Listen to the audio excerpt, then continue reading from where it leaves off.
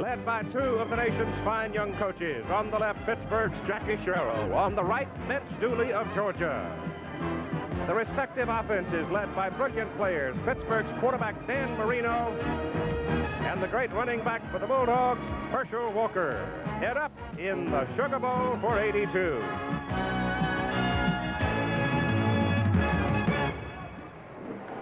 The Superdome is full of folks as number 8 ranked Pittsburgh and number 2 Georgia will go after each other, both of them 10-1 on the 1981 season. It's colored red and black for Georgia, blue and gold for Pitt. This is the 48th playing of the Sugar Bowl game.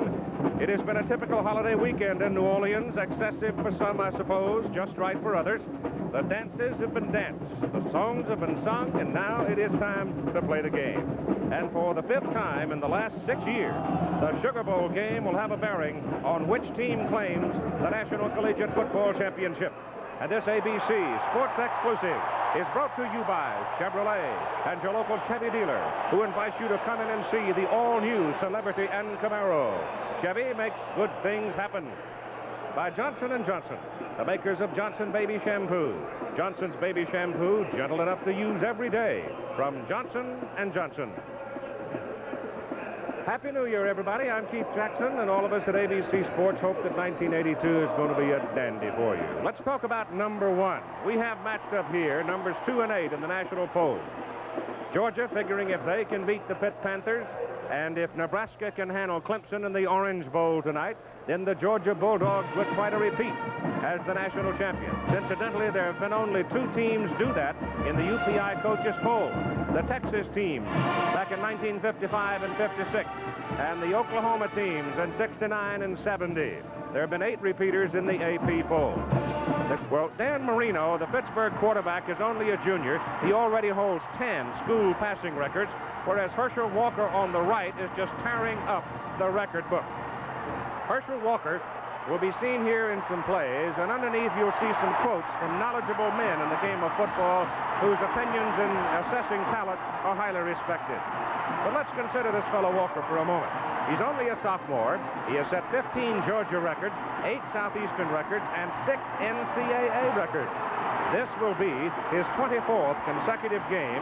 In 23 previous games, including the Sugar Bowl last year, he has run for 3,657 yards, and he has scored 37 touchdowns. He is truly quite a remarkable football player. Right now, let's say Happy New Year to Coach Frank Broyles with us as our analyst and commentator, and for all of his old friends around the country, he's promised that he will publish his real handicap. Coach, Happy New Year. Thank you, Keith, and same to you. Let's talk about this Georgia football team now. We just saw Herschel Walker running the ball. Let's talk about what Pittsburgh's got to do to handle this big kid. Well, Keith, Herschel Walker has already been acclaimed the fastest big player ever to play the game. And I think it's unrealistic to think you can stop him. You must think in terms of slowing him down, hold his gains to a very minimum. And I look for Pittsburgh to build a picket fence on the outside and funnel Herschel to the inside where those linebackers and ends can gang tackle him. That will slow him down. All right, now, Georgia is not a one-legged football team as the Bulldogs come out of the tunnel. Let's listen to the crowd and see the Dogs come in for just a moment. And from the other end come the Pitt Panthers.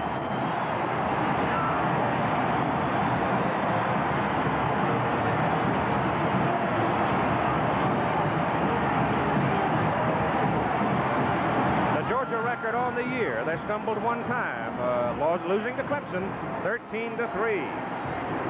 The Pitt Panthers stumbled only one time themselves. They stumbled at the very close of the year when they were trounced, and that's a fair word, trounced by Penn State 48-14. Now, let's go back to the assessment of these two teams with Coach Frank Broyles. Georgia is not a one-legged football team. They have a quarterback, Buck Bellew, who had a marvelous year, and wide receiver, Lindsey Scott, who had a dream year. Well, Keith, extraordinary football players Herschel Walker is. I think Georgia's hopes rest in the passing of Buck Bellew. He's a winner. He started 29 football games for Georgia. They've won 27. The team has confidence in him. He has good escapability, a crisp arm, and if he can get the ball to Lindsey Scott, who has great speed, is a big playmaker, a good leaper, then Georgia has the best chance to win. All right, the Pittsburgh Panthers now live with the blade fundamentally. They throw the ball. They depend on that big fella at quarterback, Dan Marino. Well, Dan Marino is a brilliant quarterback. He has a strong arm. He can read the defenses. He's thrown for 34 touchdown passes. And, Keith, all coaches are in accord that a pass rush is paramount to a good pass defense. So Georgia must devise some method to pressure Marino, to get their hands up in the face, to make him throw hurry so their secondary can be close to him and maybe break up the pass or intercept it. If they don't, and Marino has plenty of time, it'll be a long day for the Bulldogs. Well, then Marino has been intercepted 21 times, which sort of tells me that he has a tendency to force that ball sometimes. He very definitely does. He has so much confidence in the velocity of the ball that he thinks he can throw the ball before the defensive backs can break on it. But he learned the lesson. He got a good education against Penn State, and I look for him to be very patient today. They've got running, too, at Pittsburgh. Well, I think that Pittsburgh needs to run the football for two reasons. One, Brian Thomas has rushed for over 1,000 yards. He can make yardage on his own. And secondly, if he can make yardage up the middle, Keith, this will slow down the Georgia rush and give Marino more time to select his receiver. Where's the edge in the kicking game, Frank? The edge goes with Georgia. They have an all-conference kicker, the freshman sensational Butler, and an outstanding punter. And if the defenses prevail, Keith, then Georgia has a big edge. Okay, that's enough preamble. They flipped the coin. They're going to put it on the tee, and we're going to watch it with you in just a moment.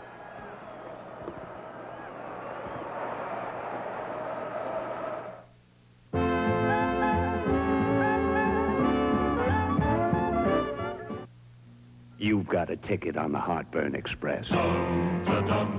If one Rolaids tablet can't cut the mustard, you should know about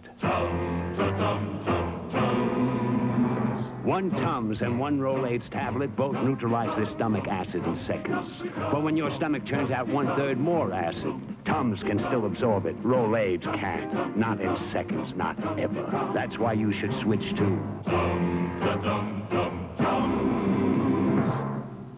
There's Dan and Ellen Fields. He's editor of our local newspaper. He looks worried about his problem dandruff. I wish he'd ask me. Mr. Owens, what shampoo should Dan use for his problem dandruff? Ellen, how about Tegrin? It works on itching and flaking? In a national survey, 3 out of 4 dermatologists judged Tegrin's medication effective in fighting even problem dandruff. Let's try it out. Oh, how's Dan's problem dandruff? Tegrin's terrific news, Mr. Owens. Prove it to yourself. Tegrin works. Ooh. Ah. Got tough congestion? Sinex is the long-acting nasal spray that can give you a second of and 10 hours of instantly. Medicated Vicks vapors penetrate your nose with a powerful feeling of relief. Ooh. And Sinex decongesting medicine shrinks swollen nasal membrane so air can flow through. You breathe free up to 10 full hours. Ah. For tough congestion, get the Sinex extra feeling of relief. A second of 10 hours of Hold on to your skirts. Heisman Trophy winner Marcus Allen and BYU passing sensation Jim McMahon lead the West against the East's best in the Hula Bowl on ABC's Wide World of Sports after the season premiere of the Pro Bowlers Tour, January 9th on ABC.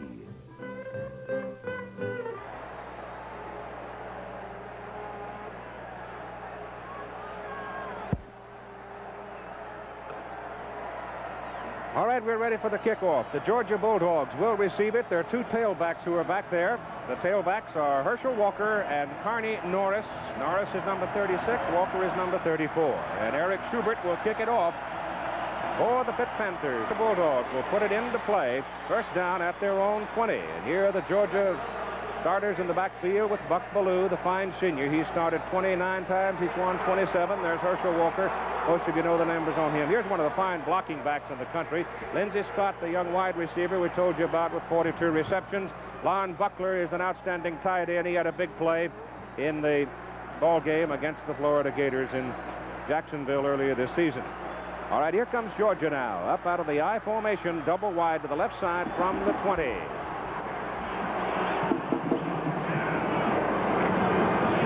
Ballou gives the ball to Herschel, and he is cut down right on the line of scrimmage. They drop him right at the 20. Now here are the offensive people up front for the Georgia Bulldogs. It's a little bit makeshift because some people are hurt. Warren Gray at 239 is a sophomore. James Brown at left guard, 245 sophomore. Radloff has to go to center. Wayne's 245-pounder. Winford Hood is at left guard, 240. The right tackle is Jimmy Harper. He is a sophomore at 270. And Norris Brown, 6'3", 215, is the tight end. It is second down and still 10 for Georgia. Ball again goes to Walker. Looks for a hole on the right side. Gets it out across the 25, close to the 26 before he is brought down.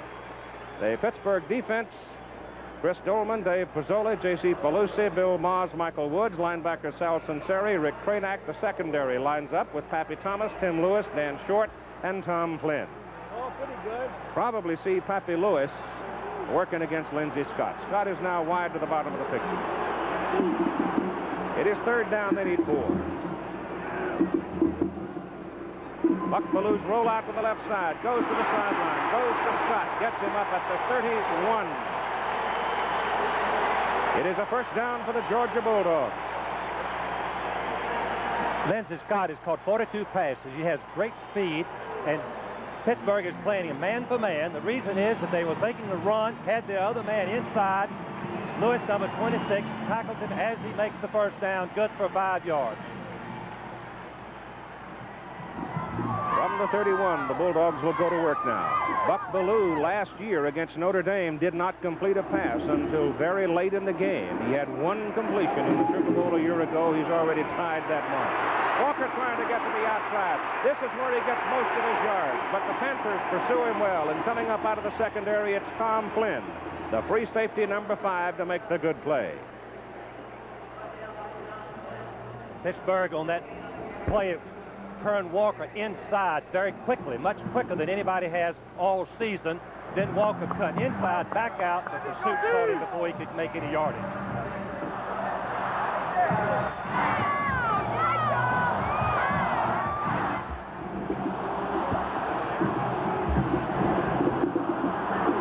Second down from the 31. Belew back, gives it to Walker again, looks for some daylight in the middle, searching along the way, and doesn't get much out of it.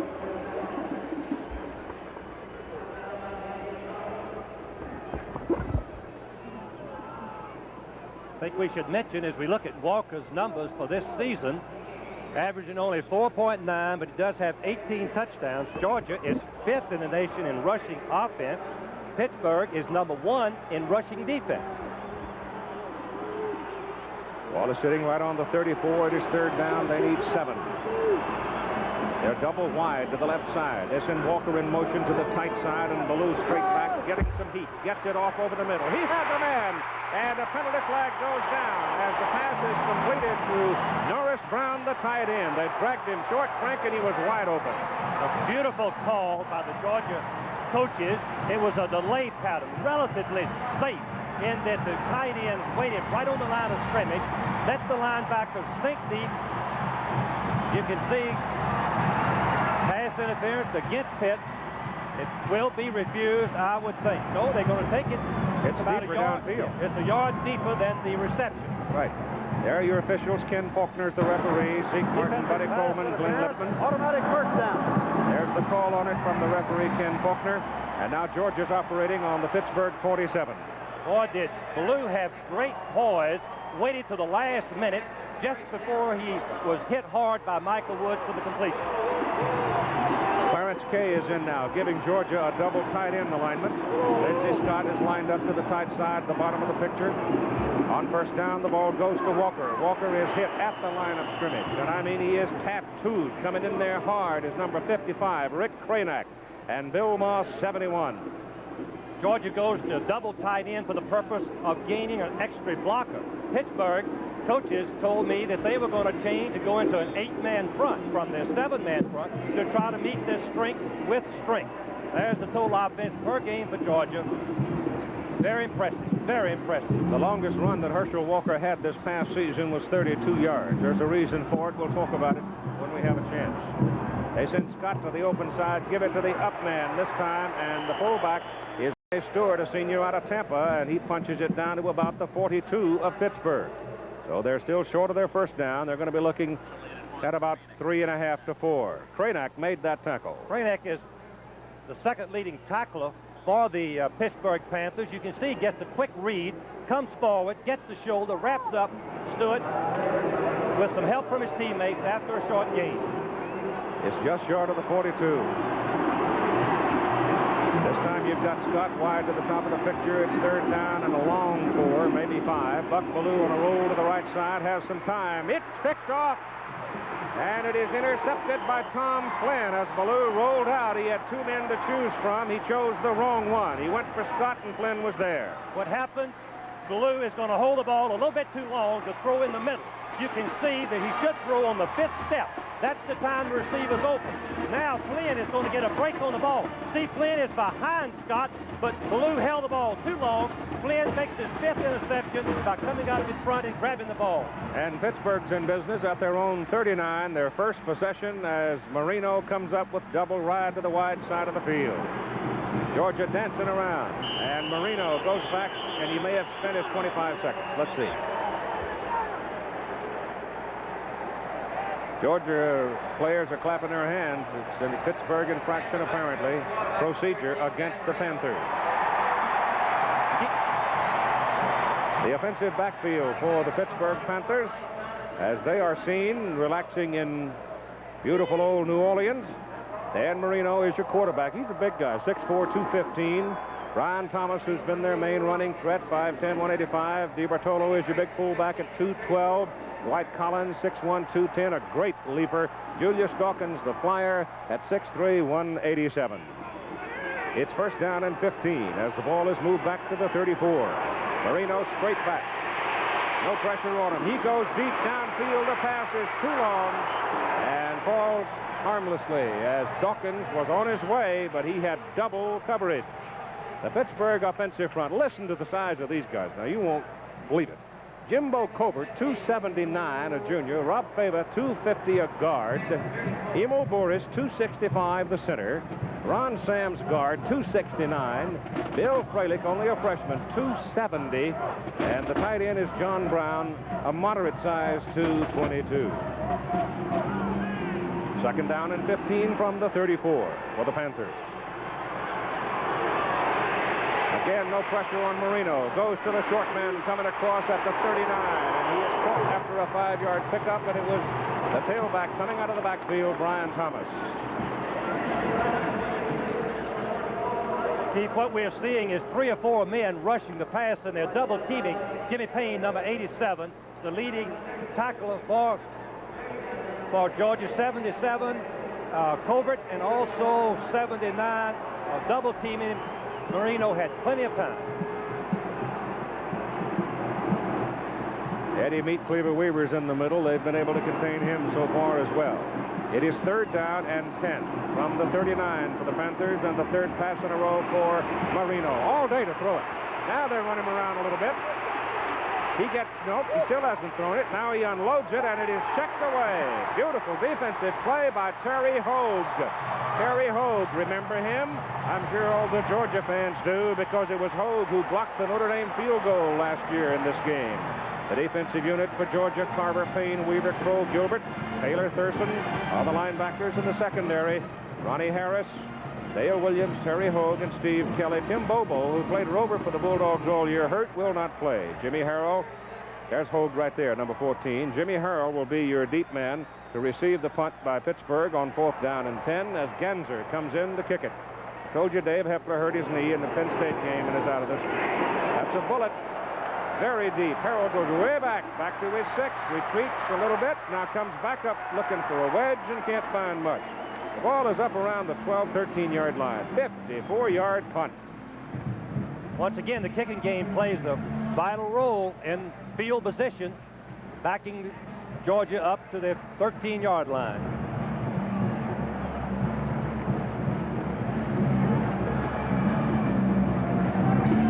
Looks like the same alignment for the Bulldogs. Norris Brown is out at tight end. Walker, of course, is there. Ronnie Stewart at fullback. We've got a time call for a moment. Pittsburgh man is going to the sidelines.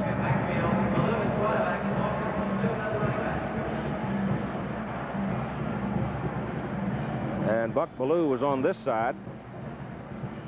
I don't think it's a charged timeout. I think we had some equipment repair, and the officials called the timeout to get the equipment changed, and so we'll go now. First down for the Bulldogs from their own 13. No score, but 9:13 to play in the first quarter. Over in the Cotton Bowl today, number 5 Texas beat number 3 Alabama 14-12. Number 1 Clemson's playing number 4 Nebraska tonight. Number 2 and number 8 matched up here. Walker trying to come to the left side, and the whole defensive flow for Pittsburgh is right at Herschel Walker. Pittsburgh defense has tremendous pursuit. They control the block and then go out the line of scrimmage, taking the proper angle, holding Walker to a short gain. As you look at Jackie Sherrill, who's developed already into one of the great offensive football coaches in America. What a record he's had at Pitt. The ball is at the 16, pickup of 3, second down and 7. Walker's carried 6 times, gained 12 yards so far.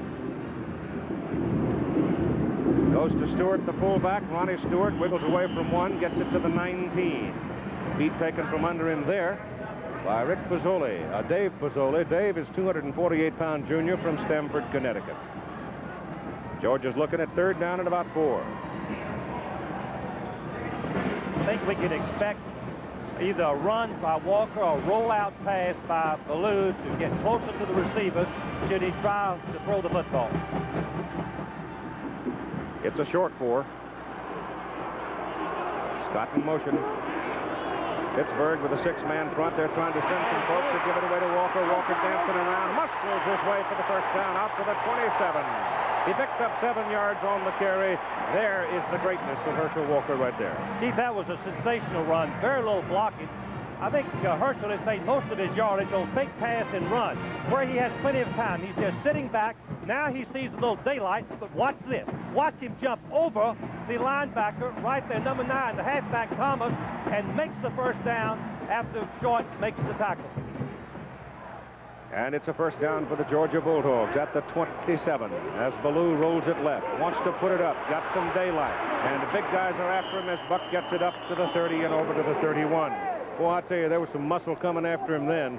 Belusi at 251 pounds, Moss at 260, and you get underneath those two big bullies, you'd know it, wouldn't you? Yes, you would, Keith. And Pittsburgh plays a multiple defense. Here's the record for Buck Ballou for this season. That's a sensational year.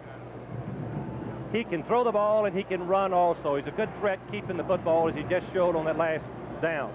Time remaining, first quarter of play. Barry Young is in at fullback for Georgia.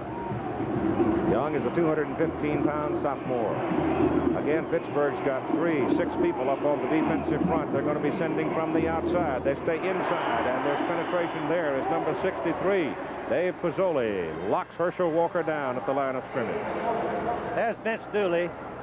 What a year he's had this year, and then last year, the national championship. One of the toughest things, Keith, I think, is to come back after a successful season, national championship, and have another great year. Vince has already established himself as one of the great coaches in America. Ben didn't think he was going to have that kind of year, though, after they gave it away to Clemson 9 times and got beat pretty early in the season. But you can win if you lose early. You can't win very often in the national polls if you lose late, like Pittsburgh did in the last game of the season. Ballou on a roll to the right side, looking, and he's got nobody to throw to. Ballou is dropped for a yard, for about a 4-yard loss, and it'll bring up a kicking down for the Georgia Bulldogs. Sal Sunseri, who is the leader of the Pittsburgh defense, came out there, finally ran him down. Here's the numbers for the Pitt defense. You can see how effective they've been. Total defense, number 1.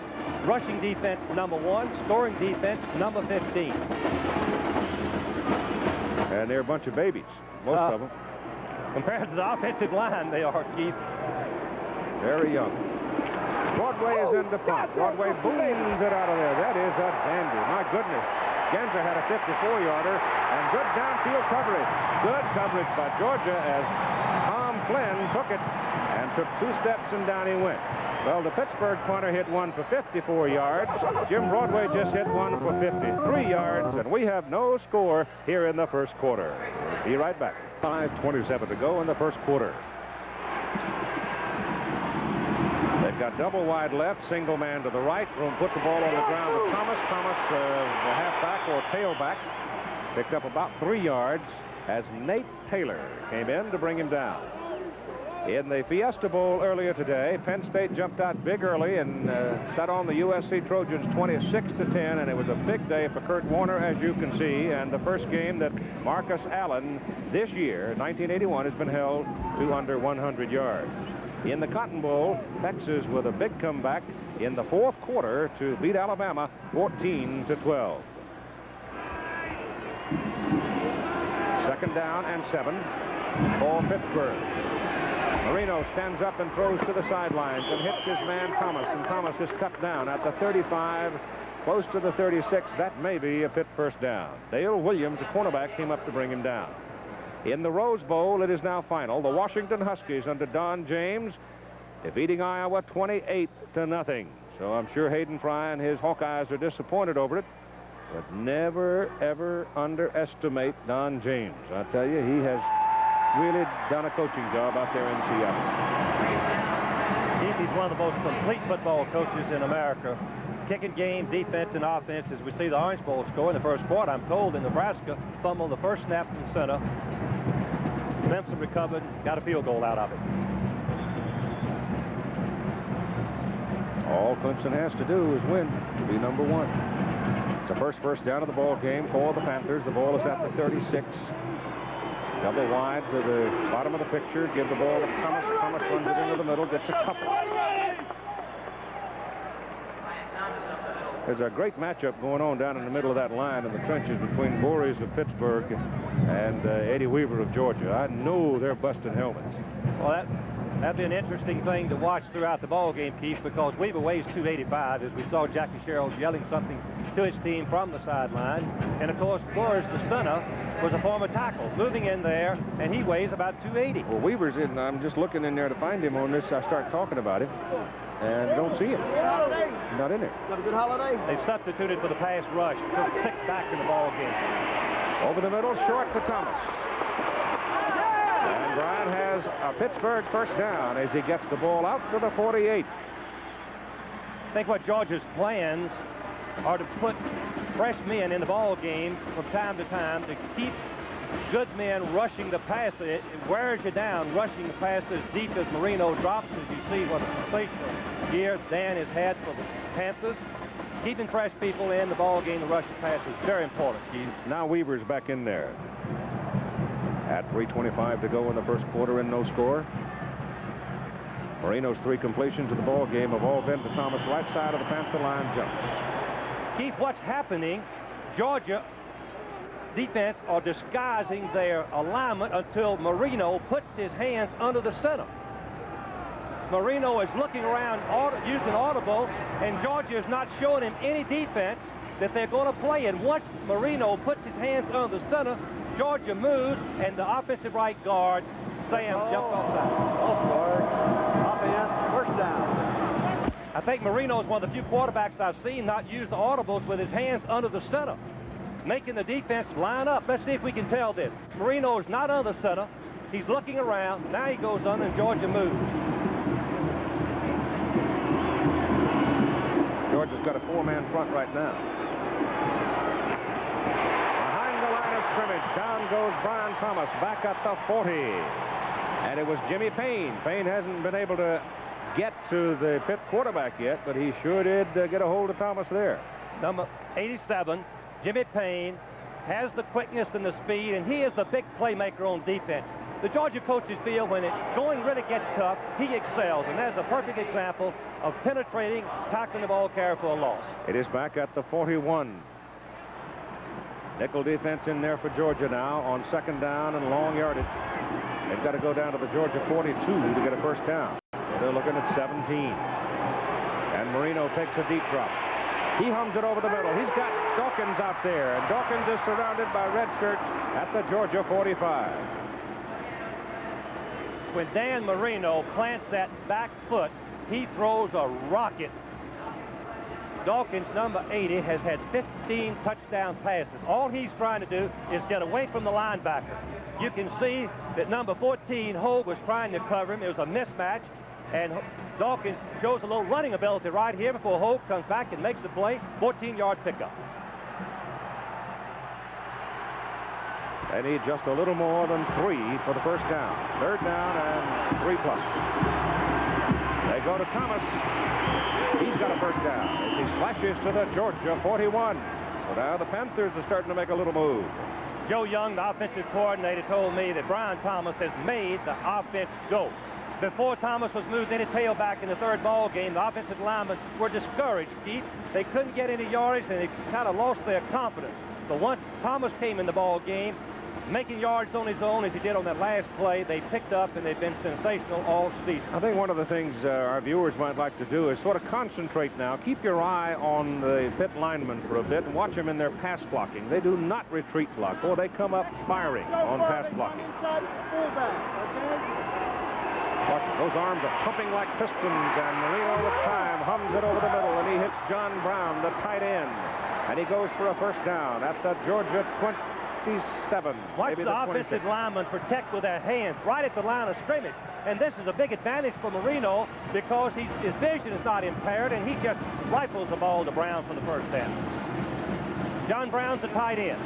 Caught 37 passes this year. Gets in the open area, right in the seam, and the ball is right on the target. He catches, turns downfield. Kelly misses him. Finally, he's tackled. Ball is just inside the 28. The 9th play in this possession. It's Thomas. And Brian Thomas gets it to the 25 for about 2.5 before Tommy Thurston, a sophomore out of Jacksonville, Florida, brings him down.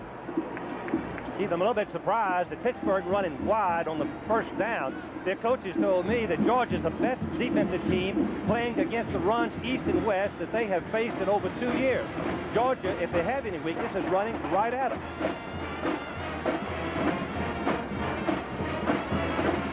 All right, here goes your 5th defensive back, Antonio Render, number 83, a freshman out of Decatur.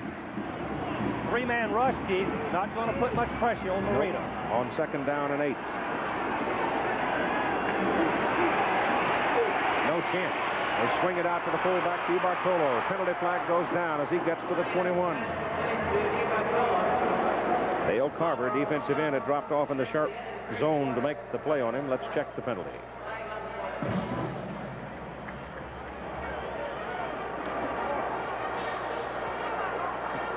Ball was touched behind the line of scrimmage.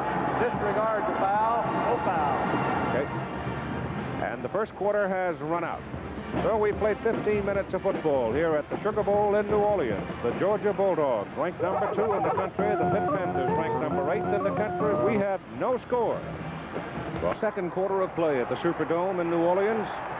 48th playing in the Sugar Bowl game with no score between Pitt and Georgia. It is 3rd down and 4 for Pittsburgh. Marino checking off to the left, then the right. Hands the ball off to the fullback. The fullback, DiBartolo, goes for the first down. He's close to it. He's close to it. Bill Fralick, the big right tackle, the freshman, 270-pounder, was leading him. Here are the first quarter stats. Pittsburgh 4 first downs, Georgia 3. Just as we expected, Georgia leads in rushing. Pittsburgh in passing. Total yards, Pittsburgh. Offensive plays, Georgia. Time of possession, Georgia. One key factor, the turnover. Marino is 6 out of 8 in the first quarter for 52 yards, and he's been very patient, Keith. The measurement, I'll let you watch it, and you heard the roar while Frank was talking there from the Georgia crowd. It is a Pittsburgh first down, and the crowd reacting as the public address announcer gave the score out of the Orange Bowl, and that score is Nebraska 7, Clemson 3. One thing that Jackie Sherrill told me, that they learned a lesson going for the big play against Penn State, that they were going to be patient today, take whatever Georgia gave them. If it was short passes, they were going to throw and run for the extra yardage. It's a first down for the Panthers at the Georgia 17. Collins has come left with Dawkins. Marino going right to the sidelines on a timeout. I would think right here, Frank, that Marino is going over to talk to Jackie Sherrill about what Georgia's doing, because as he's checking off, then the Georgia defense is jumping around, and they're not giving any kind of a set. So we've got a Pitt timeout. That score that we gave you out of the Orange Bowl, with Nebraska fumbling on the first snap, Clemson getting away with 3 points on a field goal, Nebraska coming back to take the lead 7-3. Georgia can handle Pittsburgh, they conceivably could win a national championship for the second year in a row if Nebraska can handle Clemson. Of course, that's a big if, and right now Georgia's biggest problem is handling Pittsburgh. The Panthers setting a timeout. Looked like you had a check off there as Marino goes back to throws to the sidelines. Georgia defensive man fell down, but as he went down, he was able to get a hold. Steve Kelly it is. He got Dawkins by the leg, and he only got about 1 yard on the play. Sports Beat, the Superstars, USA versus the World, and ABC's Wide World of Sports on Sundays, starting next week, January through March. At USA versus the World, an amateur competition between American athletes in swimming, gymnastics, boxing, and wrestling, with just what it says, the world. Marino now 7 out of 9 for 54 yards. He's hit 6 in a row. He has not hit a big one yet. Second down. And Marino gives it off inside to the fullback, DiBertolo. And a penalty flag goes down. The penalty flag was thrown away from the line of scrimmage, however. Number 42 knifed in there, Will Forch, to make the tackle for Georgia. We have an illegal procedure call. It's against Pittsburgh. It's going to be a tough decision for the Georgia coaches whether to decline the penalty. Let's see, Keith, it would be third down and about 7, or second down and 12. I think that the official has gone over to talk to Jackie Sherrill. It must be that someone was lining up offsides. I didn't see anybody move. No, I didn't either. And it was a linesman that threw it. Pitt's been flagged 4 times already for 20 yards. Georgia accepts the penalty, moving it back to the 21. Illegal motion. Offense. Second down. We're in the second quarter of play with no score. The statistics for Pittsburgh in 1981. You can see they do use the blade. Render is in now, joining the secondary, so Georgia's got 5 defensive backs. Only 3 down linemen. That's Brown, the tight end, in motion. They give the ball to Thomas. Thomas isn't going anywhere. Number 71 steps in there, Kevin Jackson. Kevin Jackson is the young man who steps in behind Eddie Weaver. He's a junior out of Cartersville, and he's a little quicker maybe than Eddie, and he goes in on certain defensive sets. That time he was in the right place, right time. Keith, he was slanting to the inside, and he came from the opposite side to make the play, and it was a big play for Georgia. Just a big play. It is third down now, and the football is back at the 23. Georgia again with 3 down linemen. And again, Marino going to spend another timeout. Keith, the reason for that, the noise level was so high he could not get the message to his wide receiver. He wanted to change the play, and he couldn't get the words to the receiver. And under those circumstances, he is not entitled to help from the official, because he had him flanked so far out, there was no way in the world that they could hear him. And so, Pittsburgh has 1 timeout remaining in the first half with 12:36 to play. For Johnson's Baby Shampoo. All right, they've had their conversation on the sideline now, and let's see if they change some of the offensive tactics. The football is sitting back just beyond the Georgia 23. It is third down. They can get a first down if they can get to the Georgia 7. They need 16 for the first. You can see Marino, he's signaling, watch it, he's signaling the play to the wide receiver. Georgia fans have picked up on it too, boy, and they're all over him on it. Penalty flags all over the place now. Marino goes down. But there was movement along the pit line, and when there was movement on the pit line, the Georgia man just came after him. We should repeat again, once an offensive lineman takes his blocking position, if he moves, it's a dead ball foul and the play is over. The wide receiver moves and the right tackle moves. Yeah, right tackle moves. The defensive man can charge the neutral zone and then get back.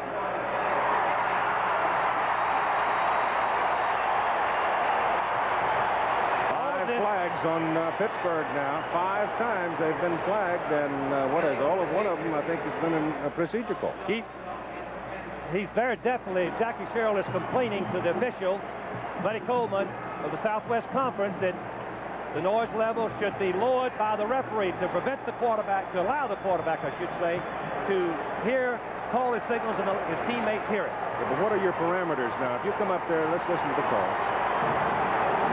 This procedure. If you come up and send a man 30 yards away from you, what are the parameters on calling for help? I think that's a good point. I don't think you have to allow that wide receiver to hear. I think those men close by are the only ones that the rule would affect. Georgia has a 3-man rush, defending with 8. Now Faulkner steps in. This has got to shake you up a little bit, though, Brett. You're down there knocking on the door, and now you're backing up the wrong way. Very definitely. As we look at Jackie Sherrill, he is disturbed. The Georgia players are telling their fans to quieten down because Georgia can be assessed a penalty if they aren't quiet. That woke up Vince Dooley, though, didn't it? Yes, it did. Vince is, I bet you anything that Vince is saying, now look, they're sending a man 30 yards from the snap of the ball. What are you doing? Well, it's up to the judgment of the referee. The referee alone makes that decision. It isn't made by the quarterback of the offensive team by just backing away. All right, let's see if we can get one off now. The ball has been moved back to beyond the 28. So they need 21 yards for their first down. No score in the ball game. Again, they've got a man way wide. Georgia again is rushing just 3 men. Marino's going to get a little heat this time. He gets outside of it, throws it short. He's got DiBartolo out there. He's going to go for a first down close to it. They got him at about the 8. He had flooded that zone over there, and with Collins wide, he had taken a good deal of the coverage with him, leaving the fullback open coming out of the backfield. Keith, I think it's a little bit short of a first down. It's a 20-yard gain. It's going to be 4th and 1. Let's see what Jackie Sherrill wants to do. I believe on the last play, Georgia's secondary busted the coverage. No one covered DiBartolo, the fullback. But the other factor to remember, too, they're going to go, is that Georgia really didn't get any pressure on Marino again. It is 4th down and about a yard at the Georgia 8. Marino's trying to give the signal. Going to throw it. He looked at Dawkins. He fell down. Throws in the end zone. No! It is knocked away. The Bulldogs and held. Dale Williams knocked it down. He looked at Dawkins in the corner, and Julius fell down. That took him out of the pattern. He had to come back with a deep man, and it was almost, but not quite. Dwight Collins, number 32, is one of the sensational football players that Pitt has as wide receiver. He runs a 4-3. Dale Williams played some last year, number 9. Watch it all the way. The struggle, because Marino has plenty of time. But watch this arm. Watch him get his left arm in front and deflect the ball. That's a sensational play by Dale Williams, number 9, to prevent the touchdown as we see him, a happy young man. And Georgia takes over on its 8. They dodged the bullet right there. They had that ball for 13 plays and came away empty. Herschel Walker across the 10, out to the 12. Pittsburgh had the ball for 13 plays, 8 minutes and 50 seconds. They're down on the 8 and don't score. Well, Keith, we can only say that a passing team has difficulty in putting the ball in the zone when they get close, because the defense has less yardage to cover, less area to cover, and it makes it tough. And Williams just made a sensational play to prevent the touchdown.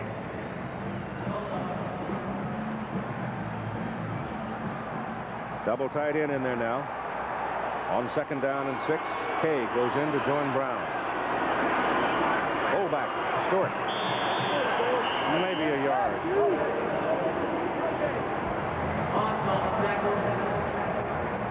He banged right into Pelusi and Maz. 7-3 Clemson, first quarter, trailing Nebraska as the number 1 team got out in front 3-0. But then Nebraska came back to score the touchdown and take the lead. But Georgia right now is totally preoccupied. They can't be concerned about what's going on down in Miami. Well, when you're on your own 10-yard line against the Pittsburgh defense, you got problems. You betcha. On 3rd down and 5. Ballou gives to Walker. Walker to the 15, maybe short of the first down. Bulldogs have got to kick it away. That'll bring in Jim Broadway. Michael Woods and Bill Moss stop Walker. Georgia very desperately needed to make a first down to keep possession of football. They need to keep their defense off the field.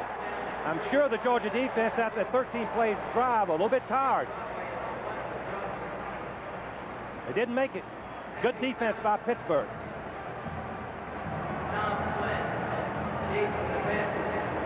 Tom Flynn is the deep man. Jim Broadway, the punter for Georgia. Flynn standing back on his own 45. Broadway gets it out. It's a pretty good kick. Back to the 42 goes Flynn. Fumble. Georgia's got it.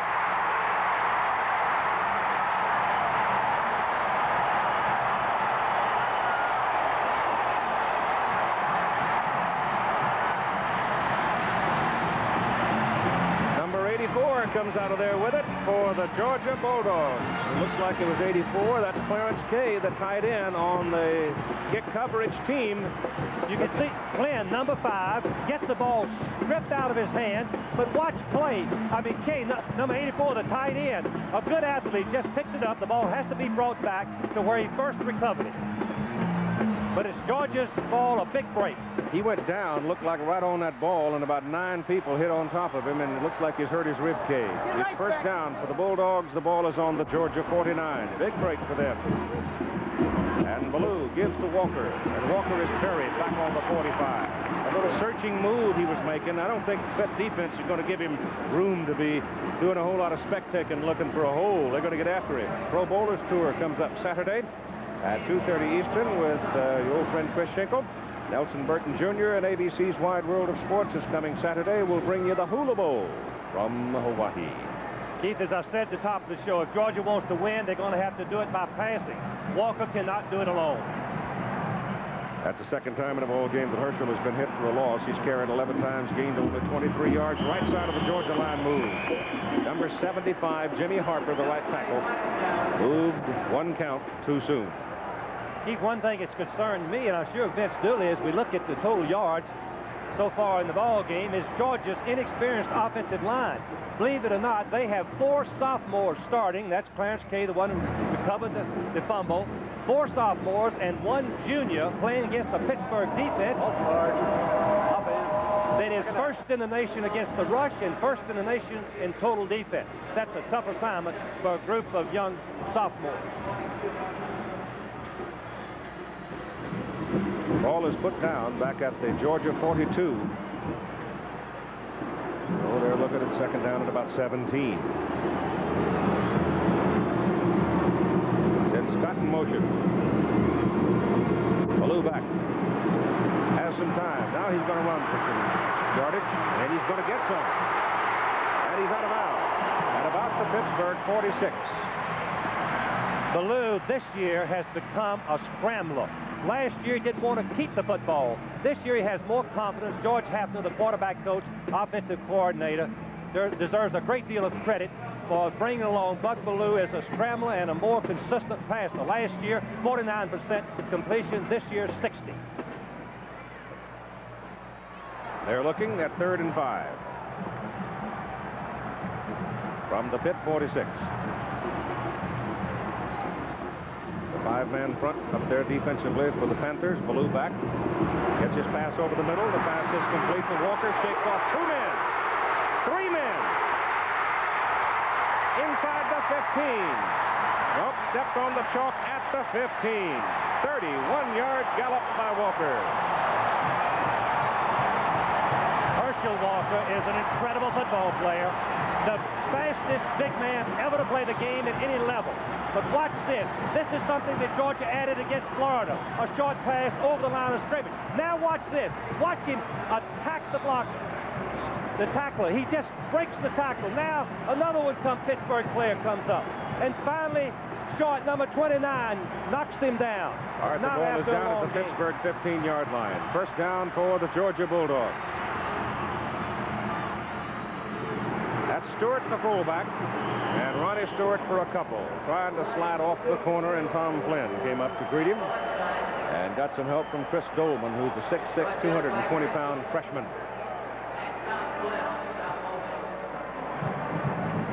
The first guy that hit him back there, Walker, on the previous play was Sunseri first and then Cranack, and he shook both the linebackers right off of him. And Sunseri's an All-American football player. Well, we'll talk more about Herschel Walker. He's Herschel Walker, one of the most incredible football players I have ever seen play. Second down and 8 from the Panther 13. Ballou gives to Walker. Penalty flags all over the field. Walker trying to get around the corner, get outside. He does, but not a lot there.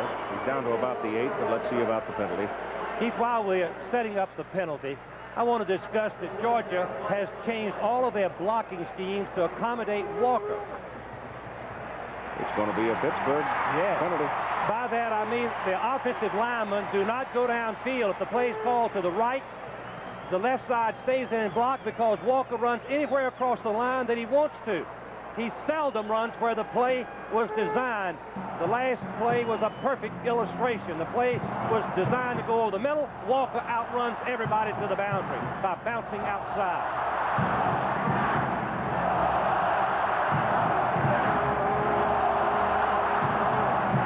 Herschel Walker is just finishing his sophomore year. After only 17 games, he broke the all-time Georgia rushing record. Pittsburgh had put in a goal line defense. They had Freilich come in there, the big freshman, to play defense, an offensive tackle starter. But now they have sent Tom Flynn back into the lineup. Offside, defense, second down. So the ball moves on down to the 8-yard line of Pittsburgh. Second down, Georgia can get a first down just short of the 5. We want to remember that Herschel Walker is one of the best in America at going over the top on short yardage or goal line situations. That's because the Georgia offensive front blocks down, right? Right on the ground, Keith. Get on the pads of the defense. Going to the right side. He's at the 5, the 4. Touchdown!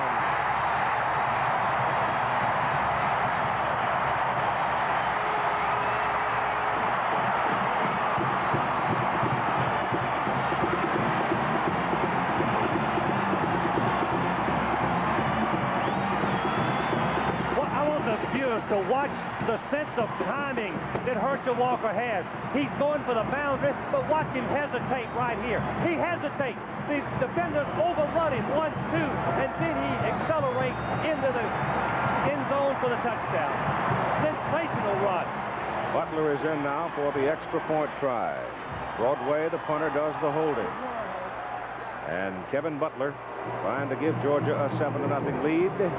Great effort by the Panthers coming over the top to block it. They can't get to it. The kick is good. Georgia recovering the Panther fumble when it looked like it was going to be Pittsburgh to get on the board first. Georgia recovers the fumble, takes it 51 yards in 5 plays, and takes the lead 7-0 with 7:18 to play in the first half.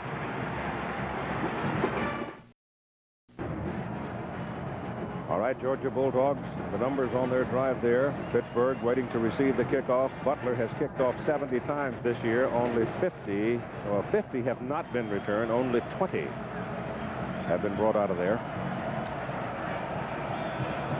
That's Marlon McIntyre, number 3, the deep man.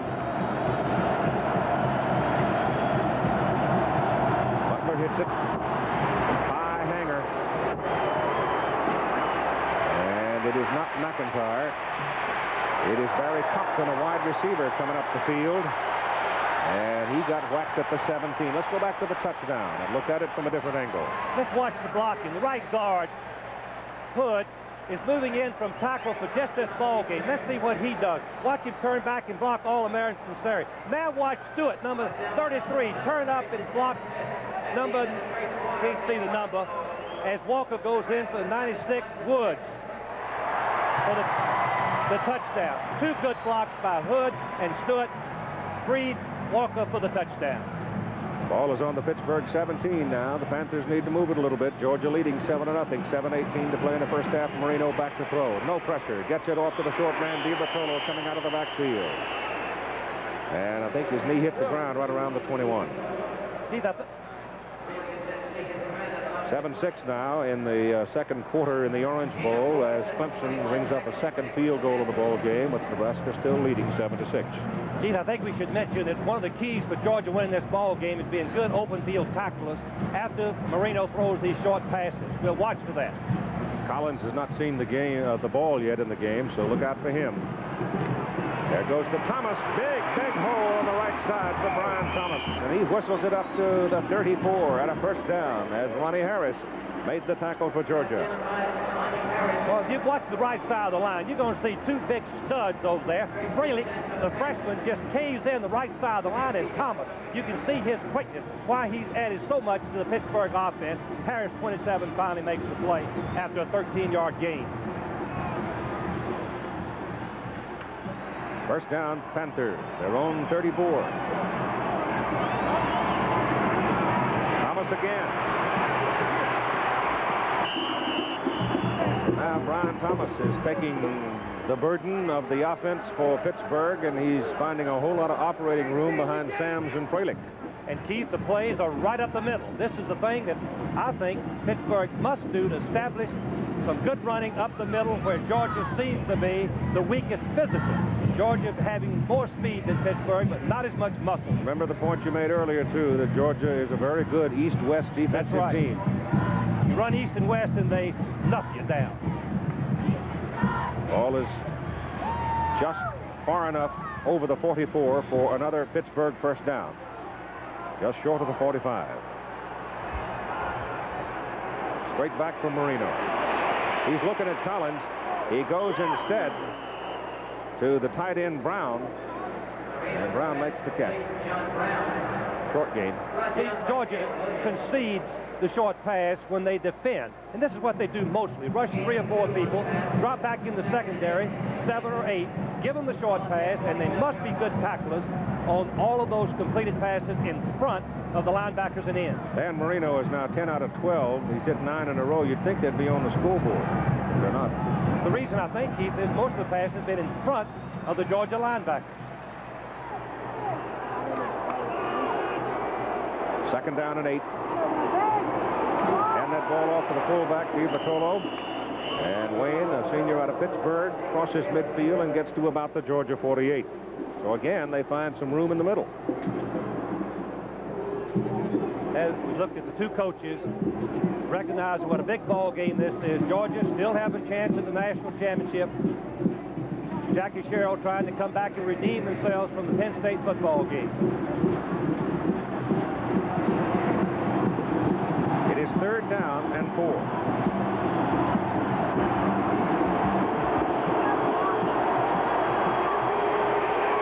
Short.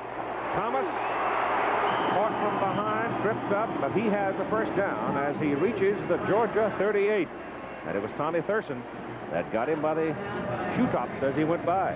Keith, what we are seeing is Georgia double covering the wide receivers. Collins with 6 touchdown passes, Dawkins with 15. Both of them run a 4.40 or 4.3. Double cover those, make them take the short passes up the middle, see if they'll be patient.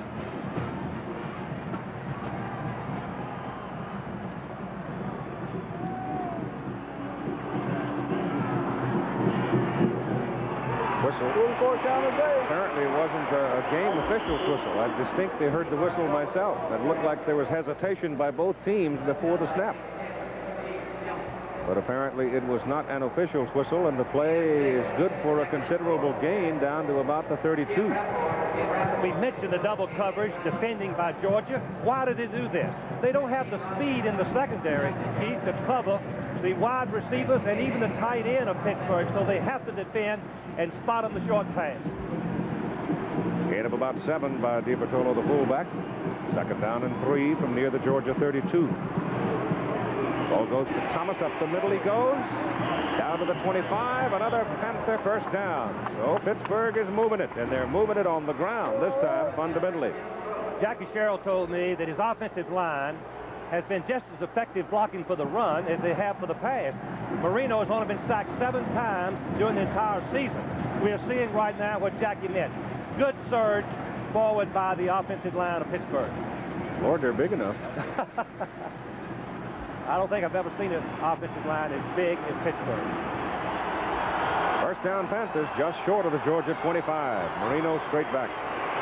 Loops it to Brown. It is incomplete. Got his hands on it. Good try by the big tight end. A junior out of Lower Burrell, Pennsylvania. Keith, we talked earlier about forcing Marino to throw early. This is the first time Georgia rushed 5 people. Marino had to throw early before the pattern developed. As we look at the Sugar Bowl, has produced 4 national champions in the last 5 years, and they might just produce another national champion today, as Nebraska is leading Clemson in the Orange Bowl 7-6. And Alabama was defeated today. Texas Longhorns ranked number 5, Alabama ranked number 3. Of course, if Georgia and Clemson should both lose, then look out for the Longhorns. They might get the number 1 vote. Marino getting some pressure, setting up a screen for Thomas. Thomas is caught from behind and dropped for a loss back at the 30. The Georgia defense has done a magnificent job all year. Bill Lewis is the new defensive coordinator. He guessed right. He had the blitz on. Marino was throwing the screen. He didn't have time to set it up. Georgia reacted for just a short gain. Number 47, Nate Taylor, linebacker, hobbles off the field. Will Forts goes in to replace him. The ball is back at the 30. It is 3rd down and about 15 for the first down. Georgia's defending, 3-man rush, dropping 8 in the secondary. They're going to go left with this play. Bartolo, the fullback. Nobody out there to wrestle him. Now he gets some coverage up on the original line of scrimmage. He got a bunch. He got 5. Pop, pop, pop, pop. Harry Hogue was the first one to get there. Georgia did a good job converging with 4 and 5 defenders on the short pass, holding it to a minimum. That should bring in Snuffy Everett in the ball game in 1981 in field goals. From this distance, 40 to 49, he was 1 out of 2. He was 4 out of 11 for the year. Longest was a 43-yarder. The hold is good. Penalty flags are flying around. The kick is long enough, and the kick is through the uprights. Let's see about the penalty. Georgia jumped all sides, I believe, Keith. And since it would be 4th and 5, I think Pittsburgh would refuse the penalty. It'd still be 4th and 5 if they took the 5-yard penalty. I think these circumstances suggest putting the 3 points on the scoreboard. What they're going to do. Offsides, defense, penalty decline. Field goal good.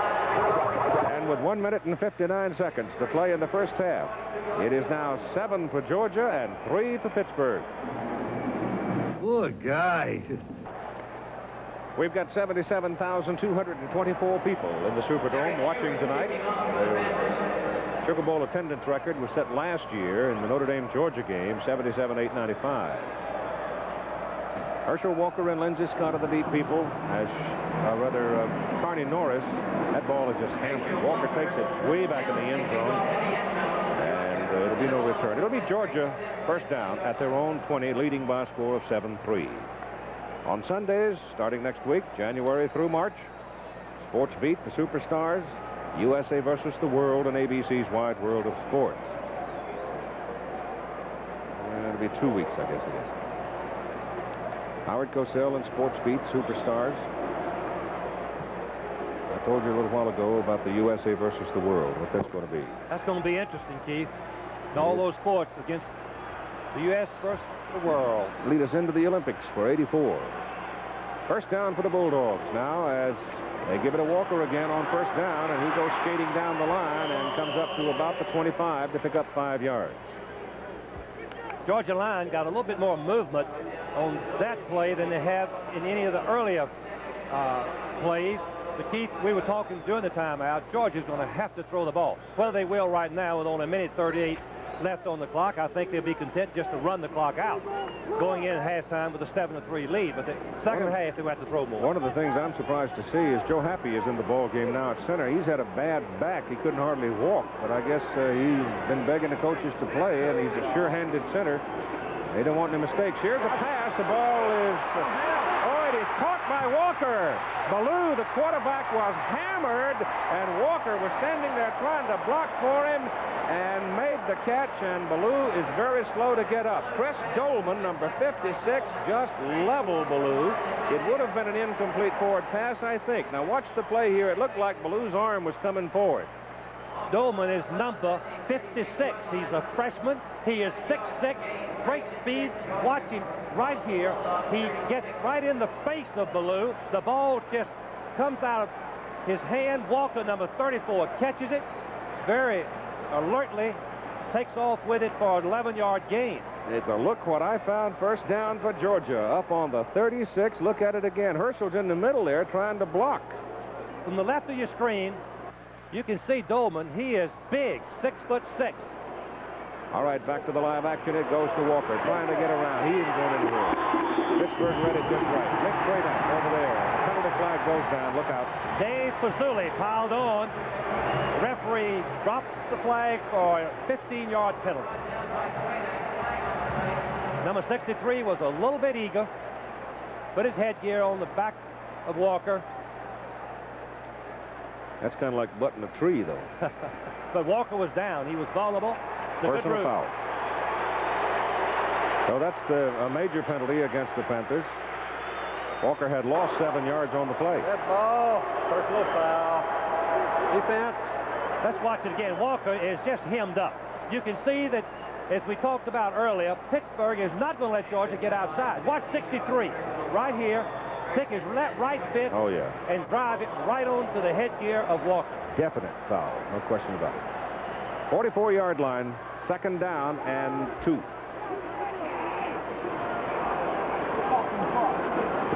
Ballou gives to Walker. He's looking for some daylight. There isn't anything there. He lost a yard. Went into Maz, 71. The Pittsburgh defense penetrates. They try to make something happen as Georgia takes a timeout. They don't wait. They go after the opposing team. Penetrating.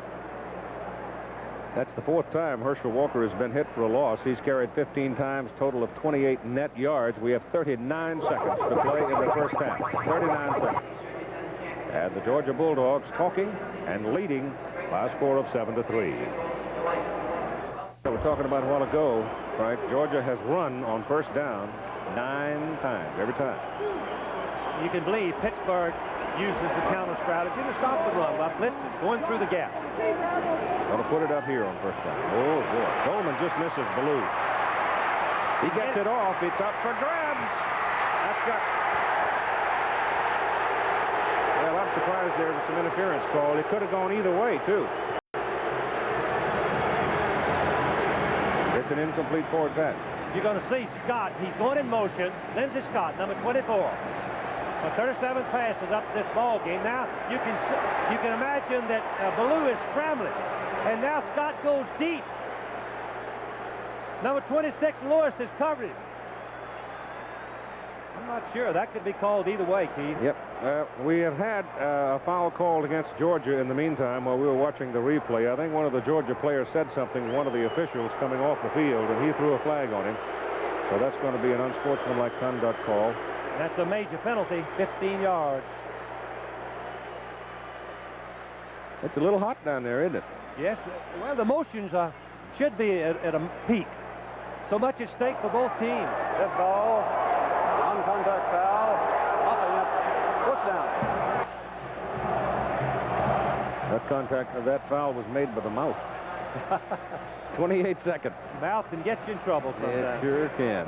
Everybody from Georgia ought to know what the old great-granddaddy said, never let your mouth overload your rump, right? That's correct.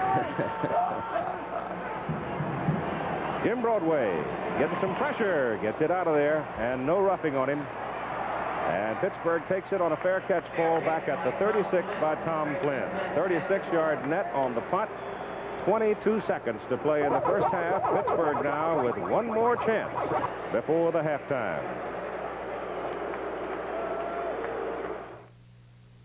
It's 7-3 ball game for Georgia. The Pitt Panthers. Now the scoreboard shows 2 timeouts remaining. Mike Swanson and I don't agree with that, because we definitely saw Pittsburgh call 2 timeouts. But we'll have to wait and see whether or not the officials absorbed one because of the controversy over the noise. And the Georgia crowd, which outnumbers the Pitt crowd here, they're not helping Dan Marino at all, are they?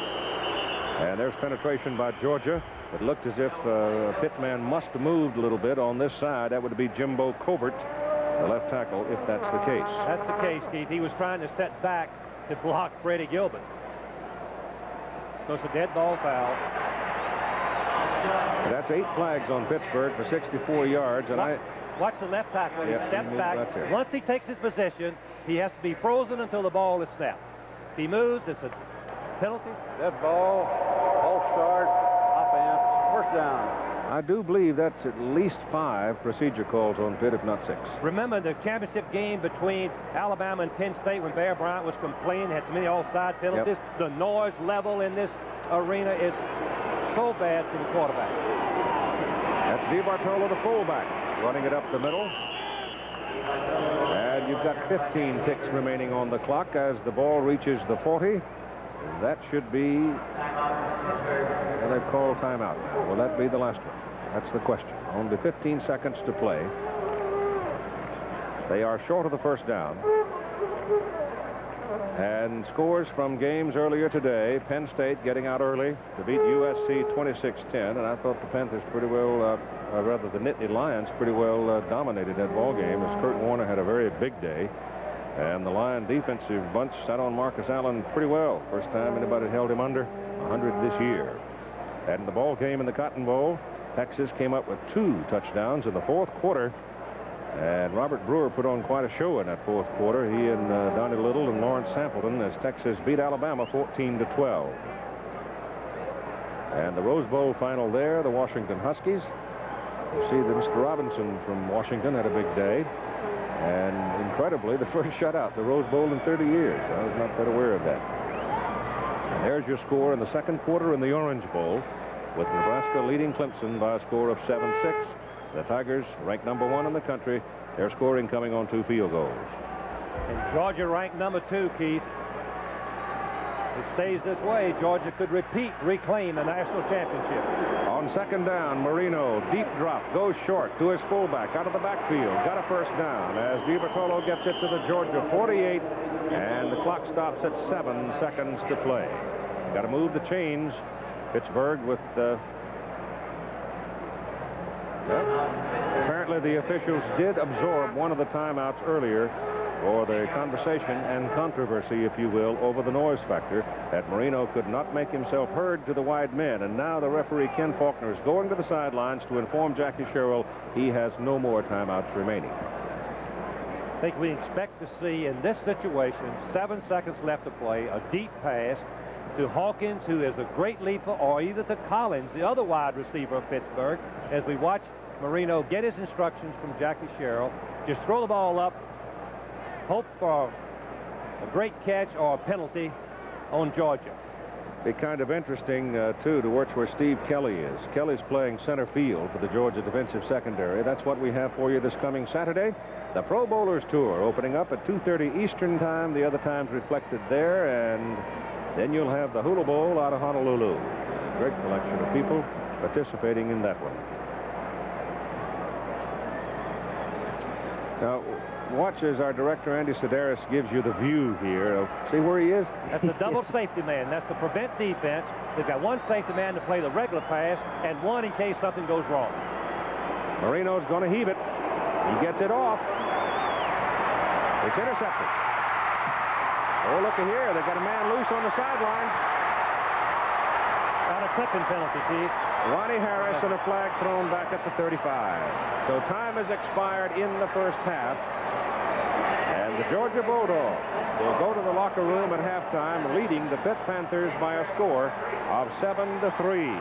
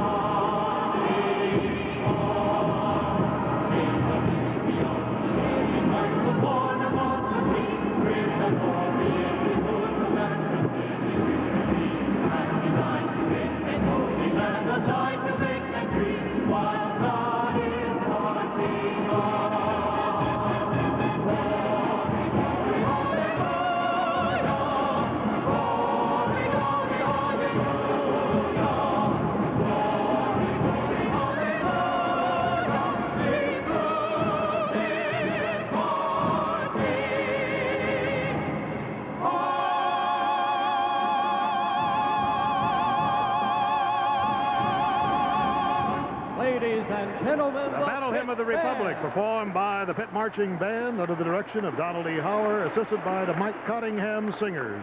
The band, 235 members strong from all schools and departments of the university, organized in 1911. Yet to come, of course, will be the Redcoat Marching Band of Georgia. But right now, let's rejoin Keith and Frank in the booth.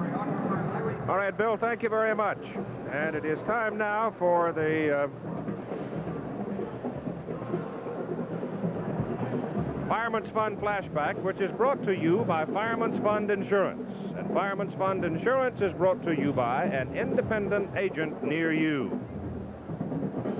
I tell you, the Pitt Panthers are not the only folks being bothered some by the noise here. I'm having a heck of a time hearing.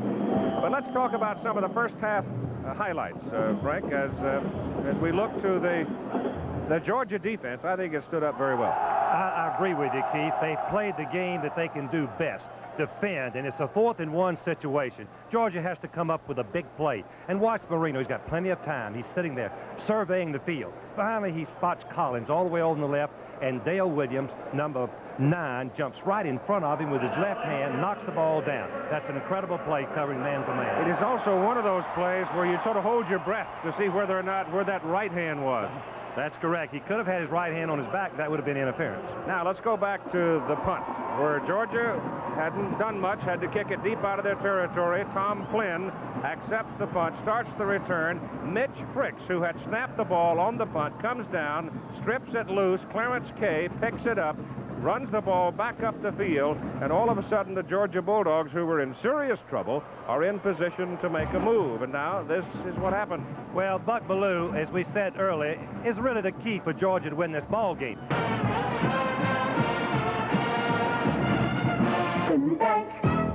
The Pittsburgh defense, as the Panthers are trailing by a score of 7-3. Here's Jackie. Okay? All right, now, listen up. Now, trips right, split. We put an X into the ball game. All right, now, that does not change us at all as far as what we're doing. We are thinking front side, but Danny, one big pattern that's going to give us should be 60 reps. All right? Now, whoever we put in here, Billy, we've been working you in there, right? If we put Barry in there, okay? We want the 9 rod. And anything that you're in there on, we want the 9 rod. Unless Danny sees you completely uncovered, and you are completely uncovered. We don't even have to audible, do we, Dan? Until the spring. So we got 2 seniors in this room that have been starting the whole time. You got a bunch of young guys in this room that want to start off on 82. And it's got to come, again, as we said, 2 ways. It's got to come in your heart, in your head. You can't go out there playing blind. You can't go out there playing wild. You got to go out there with an intelligence. You got to be intense, and you got to be aware. You got to be intense, and you got to be aware. All the calls are going good as far as 2 tight ends when they're in the football game. You can see that very well. Look at your assignment. Look at the guy you got to cover. Timmy and Pappy and Pete and Tommy, you can cover anybody on that football field. You guys keep putting the pressure on him. Get up in his face.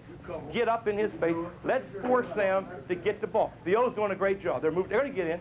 The O's going to get in. And once we get ahead, then it's going to be on us again. It's going to be on us again. So you better be biting at the bit, waiting for the D to get back out there. Now come together right now. I'm with Vince Dooley, the head coach of Georgia. Vince, we've been listening to the comments of Jackie Sherrill. Can you share with us what you told your team? Well, I think that we weren't as smart a football team in the first half as we need to be. We're playing hard, and it's always boils down to what happens the last 30 minutes. Are you aware of the scores coming through from the Orange Bowl as your team? I have not heard one score. Okay, fine. Back to you, Keith. All right, Bill, thank you. Vince looks very deliberate, doesn't he? It is now 12-7 in the Orange Bowl, with Clemson leading Nebraska. Here it is 7-3. Georgia leading Pittsburgh. Clemson ranked number 1 in the country. Georgia ranked number 2 in the country. The Bulldogs kick off to Pittsburgh to start the second half. And dropping deep is Marlon McIntyre to touch it down the end zone, and the Pitt Panthers will start out moving from left to right from their own 20. The national championship, as I said just a moment ago, with Clemson ranked number 1 and Georgia ranked number 2, it is obvious. If Clemson wins in the Orange Bowl, the Tigers have to be voted number 1. They'll be the only Division 1A team that is 12-0. If they should lose and Georgia should win, the Bulldogs then figure to repeat as the national champions. In a nutshell, that's it, because Alabama, number 3, was defeated today by Texas. Marino sets him up with DiBertolo and Thomas behind him, and on the first play of the second half, it is Thomas running hard over the left side, spinning away and getting about 6, maybe 7 yards. The offensive alignment, Marino the quarterback, Thomas just carried the ball. DiBertolo had a big first half. Now, Bertolo had a very fine first half. Collins and Dawkins were pretty much shut out in the first half. The offensive front is Corbett, Feda, Boris, Sam, Spoilik, and Brown. Brown was also a prime target in the first half for Marino as Georgia's defense took away his prominent receivers in the wide positions, Dawkins and Collins. Second down and about 3 for Pittsburgh from their own 27. They go back to Thomas. Thomas can't find anything up the middle as Georgia stacked it there, but he skitters outside and goes to the 31 for a first down. The defensive unit for the Georgia Bulldogs. Let's look at the big guys. Dale Carver at end is 215-pound junior. Jimmy Payne, 243-pound junior. Eddie Weaver is a 270-pound senior. Tim Crow, a 232-pound junior. And Freddie Gilbert, a 225-pound sophomore. First down for the Panthers. The ball is on the 31. Thomas now at 51 yards on 11 carries in the ball game. And Marino back to throw his first pass of the second half. He again has to go short to his fullback, who had come out on the delay and was standing out there all by himself, and Georgia has not covered that play yet in the game. The Georgia secondary and linebackers are these. Nate Taylor is a 198-pound junior. Tommy Thurston is a 215-pound sophomore. Ronnie Harris, a 180-pound junior.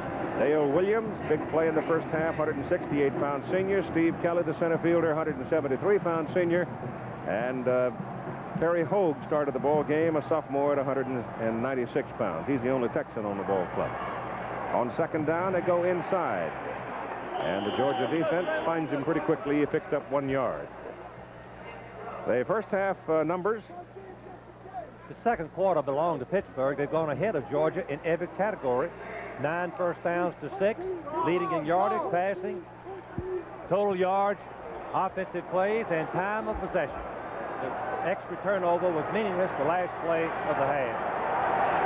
Pittsburgh in 14 first down plays. They've thrown 7 times. They've run 7 times. If you're looking for tendencies in the ball game, they're leaving you guessing right now. Third down and 1. It's Thomas. Gets away from one-man Hogue, and then he is thrown out of bounds as he picks up the first down up around the 44. Normally, Pittsburgh is a passing football team, but as Jackie Sherrill said at halftime, they were going to start with 2 tight ends, run the ball right at Georgia. That's what they've done so far. Brian Thomas making a beautiful cut, play designed inside, breaking outside for the first down. Thomas is picking up steam, Frank. He's run for 46 yards the last 6 times he's carried it. He looks very good. He's very quick. He knows how to find the open. He's got good eyes, Keith. Get first down, 44-yard line. First down, they'll throw it this time. Marino hangs it high, throws for Collins. It's too long. You can see that Kelly, number 23, was back there with Pitt's number 32, Dwight Collins. Collins was hurt during much of the season, but he is a fierce weapon. Collins was a running back in high school, one of the most sought-after high school players in the state of Pennsylvania. He has 4.3 speed and great leaping ability. Caught 6 touchdown passes, although he's played sparingly during the season. Second down and 10. Collins is out of there right now, and Barry Compton comes in. Double wide, bottom of the picture. You see him there. Marino looks at him, goes the other way, and he hits the tight end, Brown. And John Brown, a 6'4", 222-pound junior, makes the catch. This last pass is a classic example of Marino. Let's see if he plants his right foot, because he throws a bullet. He gets that right foot and watch the ball take off. Very little time for the defensive backs to break on it. Completion, 12 yards to Brown, the tight end. Well, Brown is 222 pounds, and Dale Williams, who made the tackle, weighs only 168. Bit of a mismatch. And it's another first down for the Panthers. The ball is now at the Georgia 44. And the fullback, DiBartola. And look at him rumble down to the 30. And the Panthers come out blowing in the second half. Still in their two tight end offense, meaning that they put an extra blocker to make Georgia square up the defense. Running back to the short side, you can see there's nobody there. DiBartola makes Williams, number 9, miss him. Finally, Taylor slows him down a little bit. Pogue 14 makes the tackle. Not before a 14-yard gain. Right on the Georgia 30. Bulldogs leading 7-3, and the defense being tested to start the second half. Right back goes Marino. Still no pressure on him. Over the middle, Dawkins! Touchdown, Panthers!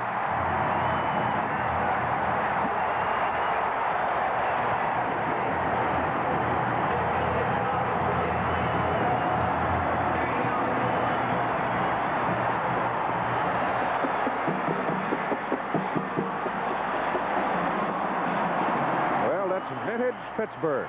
That's classic operation by Marino. I wish we had a sideline shot because the tight end released down the field, and because of the lineman, he was ineligible, but the officials did not see it.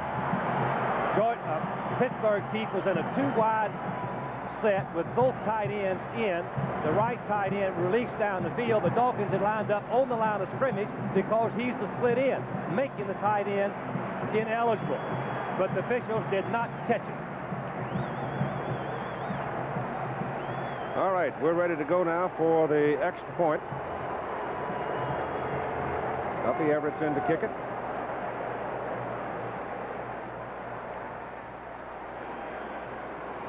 Panthers leading for the first time in the ball game. 43 out of 48 on the regular season, knocks it straight through. And Pittsburgh has taken the lead over the Georgia Bulldogs by a score of 10-7. As they march it 80 yards, and here's the payoff. Watch Marino plant that right foot, and when he does, watch the velocity. What a classic drop-back passer. The ball is right on target. The Dawkins, number 80, that's his 16th touchdown pass of the season. Now Georgia has really been tested. You can see the lineman on Dawkins was lined up on the line of scrimmage. He's going to run a quick post, and the ball is right on target. Georgia does not have a safety man. If the ball is thrown quickly enough, Dawkins is free, open, before Kelly, number 23, the safety end, can move back in and make the play. You can see that Georgia has Pittsburgh has great respect for Jimmy Payne, number 87. The leading sack player for Georgia. They double team him with Fralick, number 79. He weighs 280, and then the guard, Sada, picks him up. And here's the kickoff as it is accepted by Carney Norris in the end zone. He comes out with it, comes to the 20, comes to the 22. And that's where Georgia will have the ball first down at their own 22. Here are the big people up front defensively for the Pitt Panthers. They're not quite as big as the offensive guys. Chris Dolman, we told you about, the 6'6" freshman.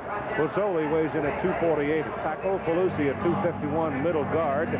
Bill Maws had a good first half at 260-pound sophomore. Michael Woods, defensive end from Natchez, Mississippi. All right, ball is on the 22, first down, Georgia. And the left side of the Georgia line was moving on it. Looked to me like Warren Gray and James Brown both might have been moving. I know that Gray was.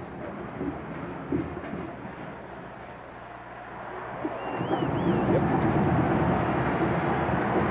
So now it is Georgia's offensive unit making some mistakes here in the early going. The secondary and linebackers for Pittsburgh. Sunseri, a 220-pound senior, hometowner. Cranack is another Pennsylvanian at 216 pounds. Pappy Thomas, that's Pascagoula, Mississippi. He's from Lewis, weighs in at 195. Dan Short comes in at 204, and Tom Flynn 194. Their secondary is made up of big people. And Georgia busts the snap again. So Pittsburgh started the ball game having this kind of trouble, and now Georgia is starting the second half. They have broken the snap count on successive plays. That time it was Clarence Kay, the tight end.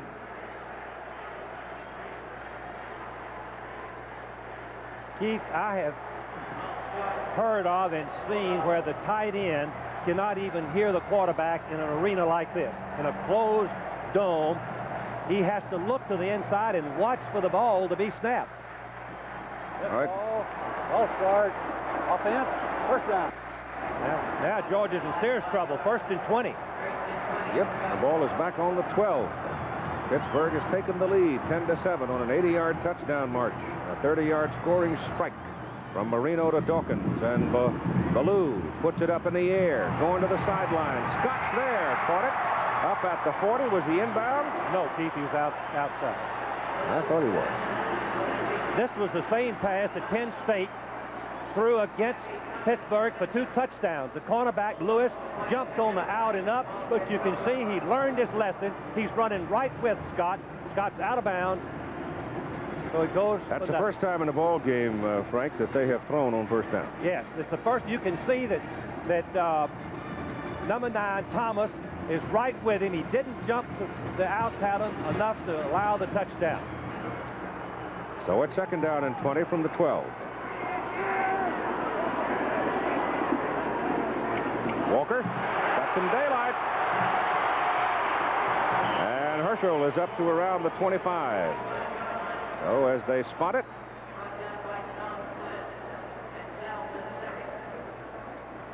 take a look at the Georgia offense. Ballou, Walker, Stewart, Scott, and Buckler. Buckler has not seen the ball today. Guys up front are Gray, Hood, Radloff, Brown, Harper. I think one thing that's hurt Georgia is Buckler, the weak side in, has only caught 7 passes all season long. 3rd down and 7 from about the 25. Blues passes away over the middle. Oh, my goodness, it's almost picked off. Flynn had it right on the numbers and didn't come up with it. I mean, he stepped right in front of Buckler and had it and might have scored, but he didn't hang on. Well, that was a sensational play by Flynn. He's got deep responsibility. He gets a read on Ballou, the quarterback, and releases and comes up in front of Buckler. Could have come away with an interception. Dropped it. Jim Broadway is in to punt now for Georgia, and Flynn goes deep. Broadway standing on the 10, ought to hit it around the 14. And Pittsburgh's got 9 white shirts up there. Nope, now they're starting to peel off a little bit. They get some outside pressure, though. The punt is out. Pretty good hanger. Flynn coming over, waves his arm for a fair catch. And that's what it'll be, back around the 32-33. 42-yard punt with no return. 10:56 to play in the 3rd quarter. And the Pittsburgh Panthers are leading the Georgia Bulldogs by a score of 10-7. Well, I think the burden of proof now has shifted, Frank, over to the Georgia defense, because the Panthers come out in their first possession of the 2nd half and stick it in the end zone from 80 yards. They've now got the ball at their own 33. It's put-up time, I believe, for the Georgia defense. Georgia defense continues to defend and give Marino all the time in the world on his passing.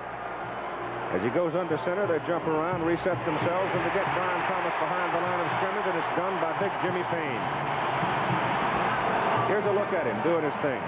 Jimmy Payne is 6'5", but his main asset happens to be his quick feet and his quickness. And you can see him right here take on the blocker and then come up and tackle Thomas for the loss. Just an outstanding play. Jimmy Payne, all conference, both last year and this for Georgia. Loss of about 2, 2nd down, 12. Ball back near the 31. Here's Marino giving his signals, his audible to the wide people. Georgia had set themselves, however, this time, and Marino back to throw it. Well, that's the first time Georgia has been able to fight its way through and make a tackle on Marino behind the line of scrimmage. Freddie Gilbert will get credit for it. And the reason that Marino delayed on it, he looked right, looked left, and tried to look back to the right, and by then the Bulldogs had hand-fought their way through the blocking. Let's watch number 61, Weaver. You can see the hand blocking. This is the new rule in college. Look at the right offensive guard. Look at the hands go out. This is what the rules makers have done to help the offense in the passing game. Look at the hands out in front. For 95 years, the rule was offense couldn't use the hands. Now they can use them like that. Isn't that some picture by a cameraman? That illustrates it perfectly. Ball is back on the 25. Time. Pittsburgh.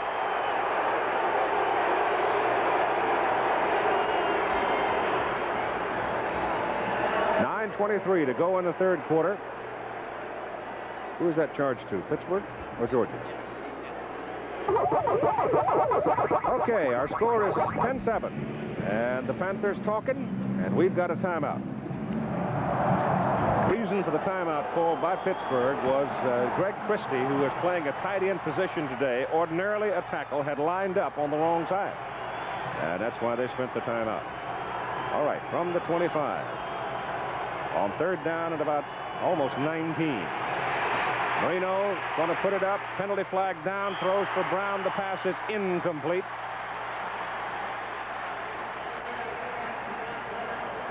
Linesman threw it. Procedure, Pittsburgh.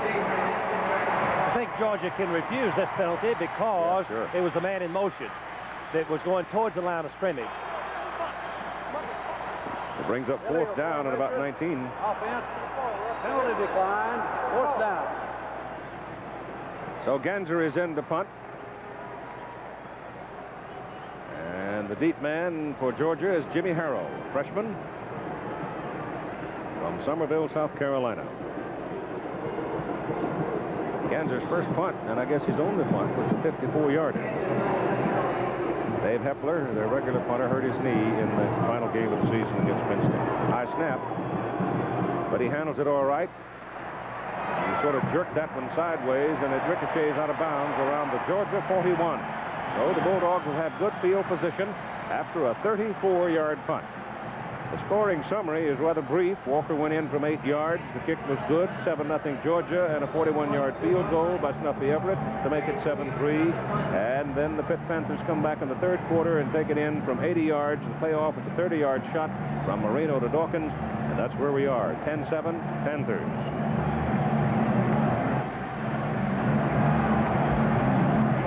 Number 8's a key man right here. They have thrown the ball one time on first down in the whole game.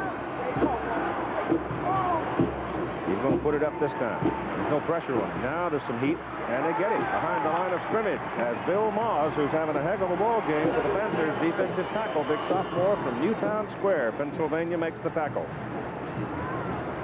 That's the second sack of the Georgia quarterback, minus 6 yards on the 2 tackles, and the ball is on the 49. It'll be second down and 39, second down and 12. Herschel's been pretty quiet so far today. Pittsburgh defense is very effective, crashing across and holding Walker inside.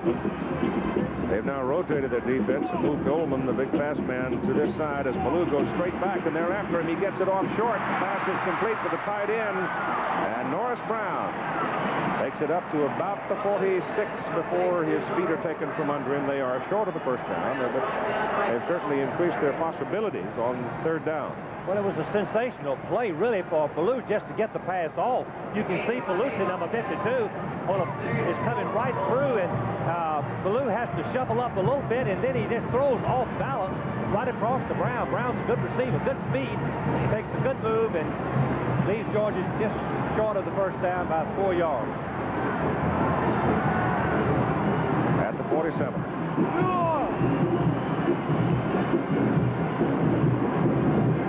Walker won't get it. He won't get it. Mazzoli, Haas, Pelusi, big guys in the middle. One of the worst plays to run against Pittsburgh on third and long is the draw play, because they were blitzing through each gap and there was no place for Walker to run.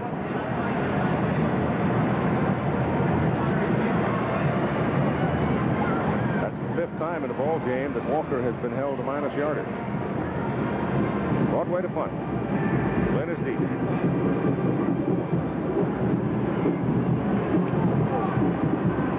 A little pressure on him. Fair catch is called. It is fumble. Georgia's after it. Goes out of bounds.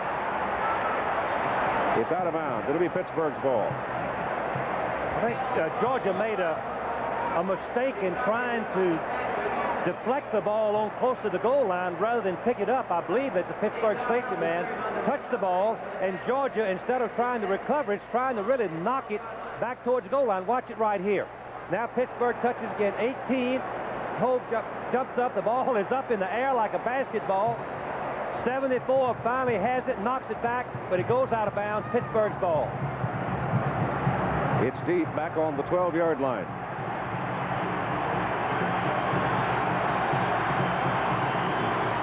Thomas, fumble. Georgia's got it. Inside the 10, Eddie Weaver.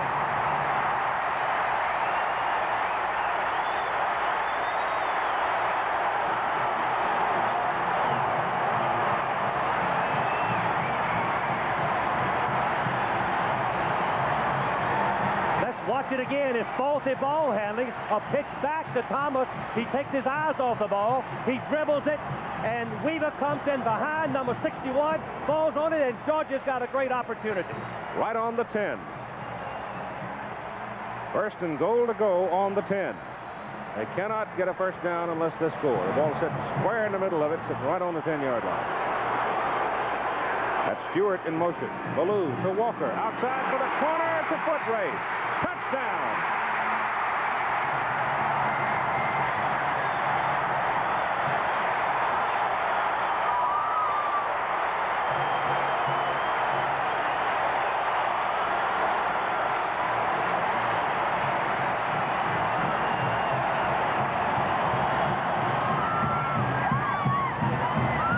Walker seldom runs where the play is designed.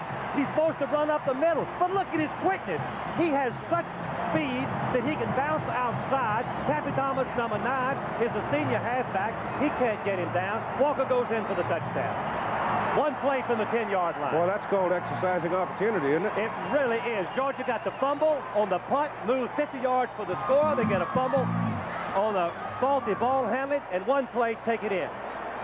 And Georgia just was a man short, and they got flagged for taking more than 25 seconds for the extra point try, but that shouldn't bother Butler. Number 78 was not in the ball game. Hood had to come in late. Both fumble coverage, fumble set up Georgia's touchdown. There's Eddie Weaver, who was coming across, trailing the play, but fell on the ball for Georgia at the 10-yard line to give him this opportunity to score. And there's Herschel. Took it in. Goodness gracious, what a run he made to break outside against Pittsburgh defense. Butler's kick. Missed it.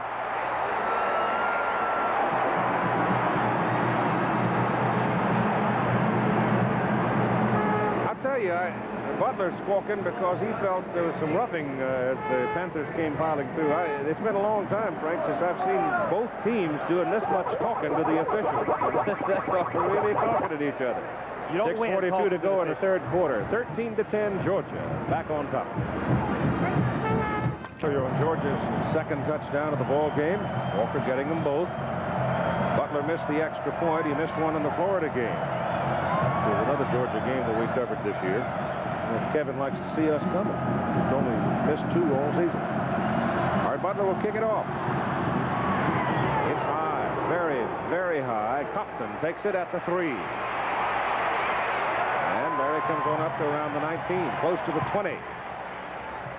So with 6:37 to go now in the third quarter.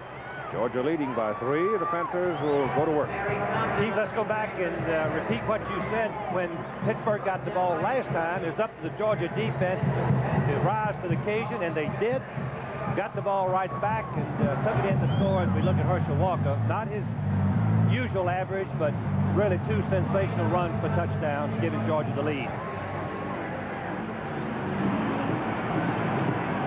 Into the eye with Thomas deep. Georgia sets it up with a 4-man front. Only 2 down linemen. They give it to Thomas. To the outside he goes. Oh, boy, he's quick.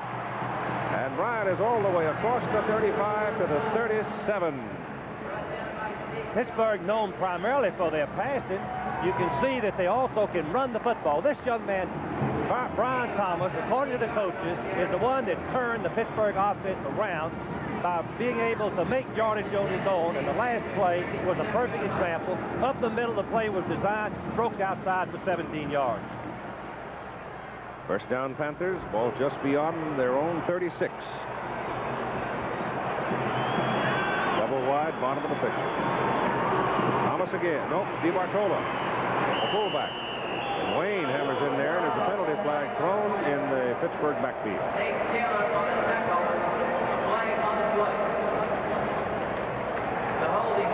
Holding Pittsburgh. My goodness.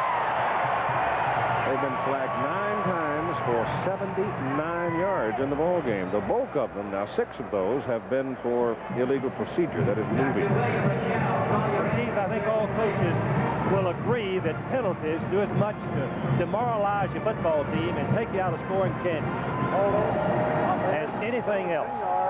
It just upsets your entire football team. Look at these yards. You can see that Pittsburgh is way ahead of Georgia, but the key to the football game, the 2 turnovers, setting up both Georgia touchdowns.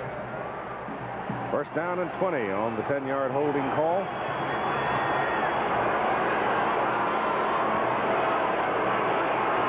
Brown, the tight end in motion. They give it on the draw to the fullback, DiBertola. And he gets it up from the 30 to about the 35, where Eddie Weaver brings him down. The meat cleaver. Eddie Weaver, number 61. You can see why he's been all Southeastern Conference 2 years in a row. He just pushes the offensive blocker aside and then moves back with his quickness. He has 4.8 speed and assists on the tackle.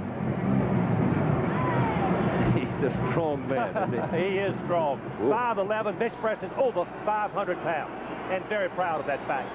Second down, about 11. That's Thomas.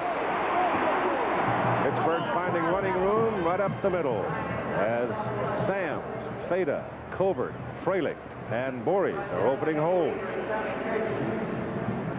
Next Saturday, January 9, let's see, I'm going to be in Honolulu with a Hula Bowl. And we'll have the Pro Bowlers Tour. Chris Schenkel and Nelson Burton Jr. will be opening the Pro Bowlers Tour for you at 2:30 Eastern, 1:30 Central, and 4 Pacific time. One of the longest running and most successful television sports programs on the air. Nice group of people. Keith, you mentioned the Hula Bowl. Each year they're able to attract the top college athletes in America.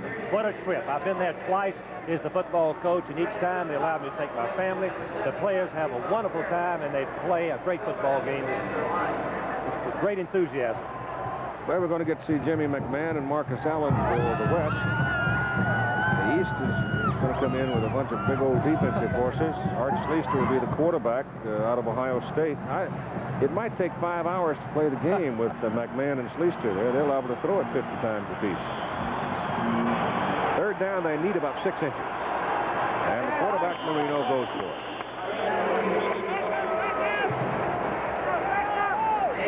He's obviously got it behind the offensive line surge.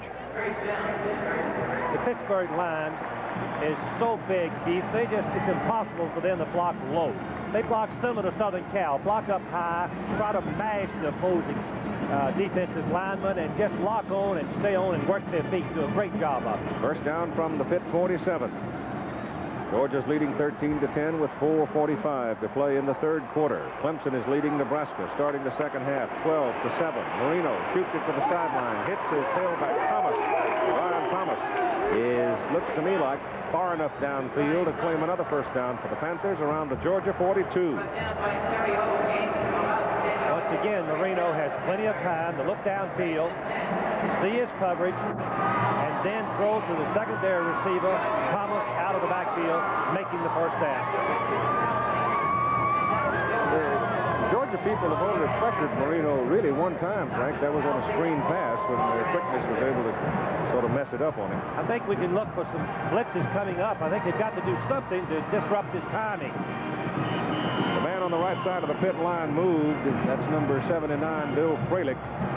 Saw his shoulders bob up and down. He's not hard to see. He's 6'5" and 280 pounds, freshman tackle. He didn't move his hands. He just kind of bobbed.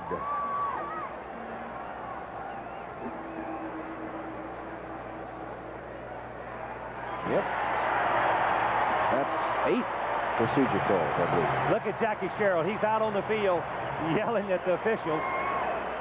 You can see him. He's upset. I don't blame him, but there's something about this dome playing inside. The noise level is just unbelievably tough on the quarterbacks and the linemen to hear the snap count. He didn't pick up his hand, but Freilich did move. You could see him bob up and down. So it's first down and 15 at the Georgia 48. Georgia's coming with a blitz.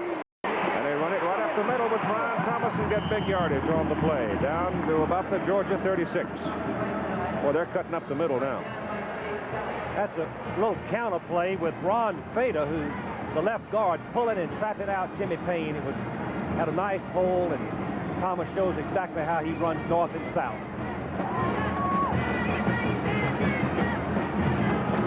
Here's a very interesting statistic. Thomas, 93 yards, 5.5 average. Walker, 51, 2.8. Walker has 2 touchdowns.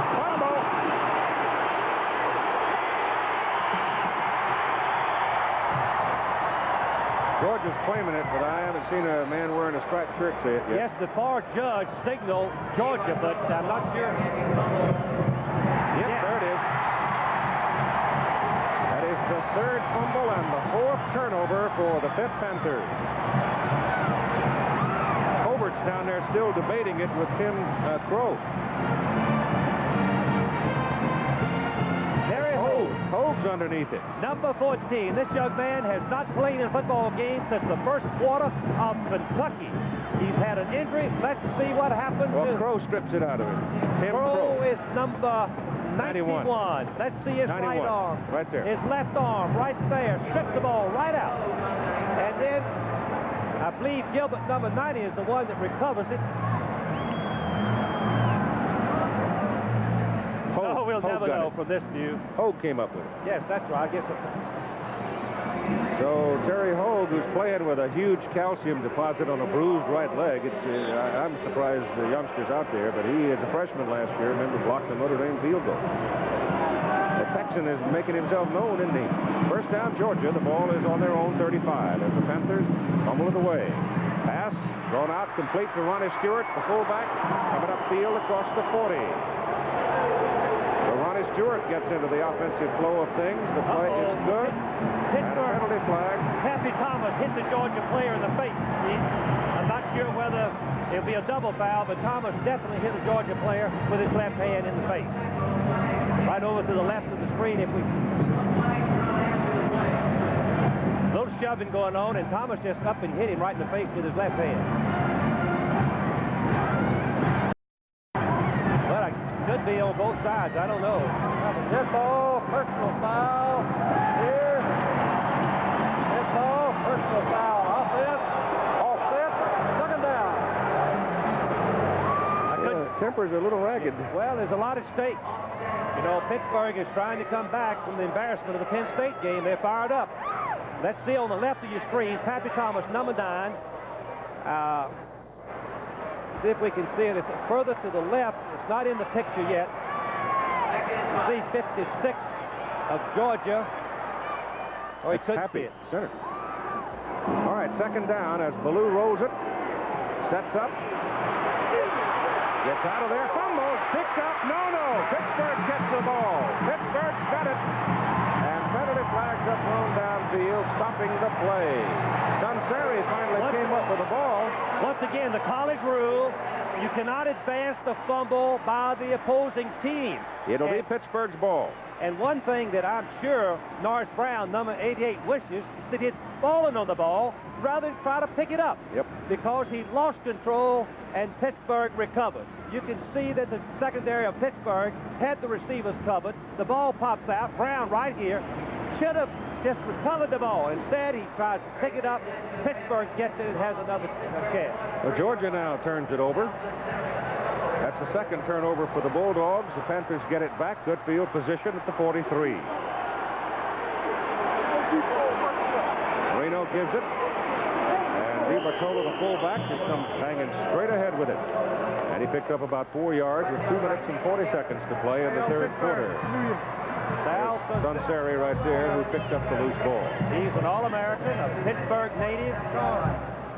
Was his only starter returning on the defensive unit from last season.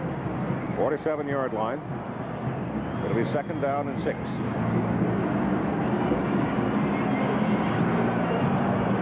Dawkins comes wide to the right. Double wide to the top of the picture. Marino's going to put it up. Goes short. Man, did he have it? No. Incomplete forward pass. Terry Hogue came up and really nailed Brian Thomas. That is what the backfield coach will say is a good searcher. I know that Bill Lewis, coach in the secondary, always yelled when he coached for me, search him, search him. A little short pass, if you look at Bill Lewis, give instructions to the defense. That was an excellent play, knocking the ball loose. 3rd down and 6. Hogue is out, and Darrell Jones, the sophomore, has gone in to play that position now. And so has Antonio Render, so they got 5 defensive backs in there. And Georgia defending again with 3 men rushing. Marino runs it up the middle and goes for a first down. So a quarterback draw is good for a Pittsburgh first down just over the Georgia 45. Why would the quarterback draw work so effectively? Georgia with a 3-man rush, rushing them in to the outside, leaving the nose man Weaver, the only man to stop the run. They double team Weaver. Marino makes the first down. Less than 2 minutes to play now as we just passed the 2-minute mark in the 3rd quarter. 13-10 Georgia in the Sugar Bowl, 12-7 Clemson over Nebraska in the Orange Bowl. They're in the 3rd quarter as well. First down for Pittsburgh. Here's Brian Thomas for the ball. And Thomas is going to get 4 yards on that carry down to the 41. Joe Crimmins made the play. He is from Eustis, Florida. Big defensive tackle. I've been very impressed with Brian Thomas, number 44, with his ability to see the blocking. He's got 97 yards. Against the University of Georgia, which is only allowed during the season an average of 82 yards per game rushing. 2nd down and 6 from the 41 of Georgia.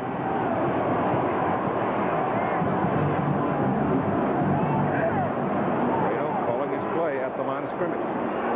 Quick shot to Dawkins. Dawkins on the sidelines hits the chalk down around the 32. That'll be a first down for the Panthers.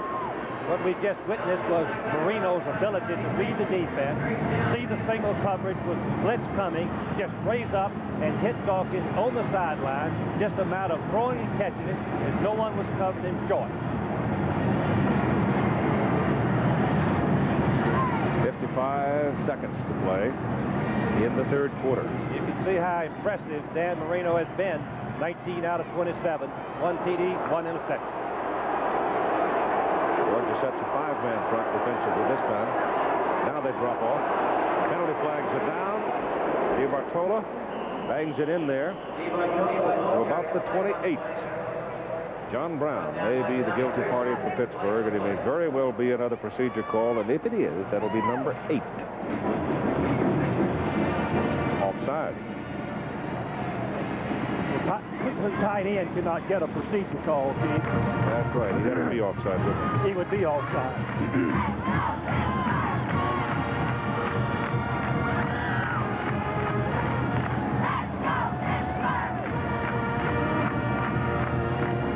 Eight times. It still amounts to procedure, really, because he just moved too soon. Now we've got 2nd and 10 into a passing situation for Pittsburgh. Let's see if Georgia can finally blitz.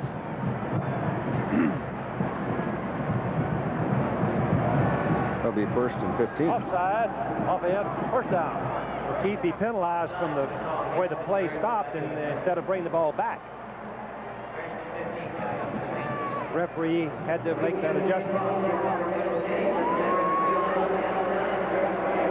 Pittsburgh has made 10 first downs in this quarter to 1 for Georgia. Georgia has scored a touchdown to regain the lead. It goes to Thomas, who he almost popped out of there, didn't he? If he'd been able to keep his feet and his momentum and get to the sidelines, he might have run for a while. He ran right behind the amazing freshman, Bill Fralick, who grew up in the city of Pittsburgh. 6'5", 280 pounds, and his coach Joe Young tells me he's one of the most unusual youngsters, and he can pick up the blocking assignments as quickly and play as effectively as he has. Thomas now has 103 yards. 103. 19 carries. 2nd down, 8. Swings it out to the fullback, DiBartola. to the 21.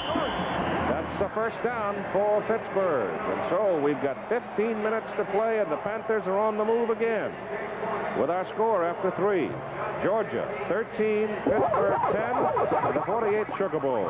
We'll continue after this commercial message and a word from our local station. He looks like that guy was running up and down my hall last night. The ball is on the 21-yard line of Georgia. First down Pittsburgh as we start the 4th quarter of play. Georgia leading 13-10 in this 48th renewal of the Sugar Bowl.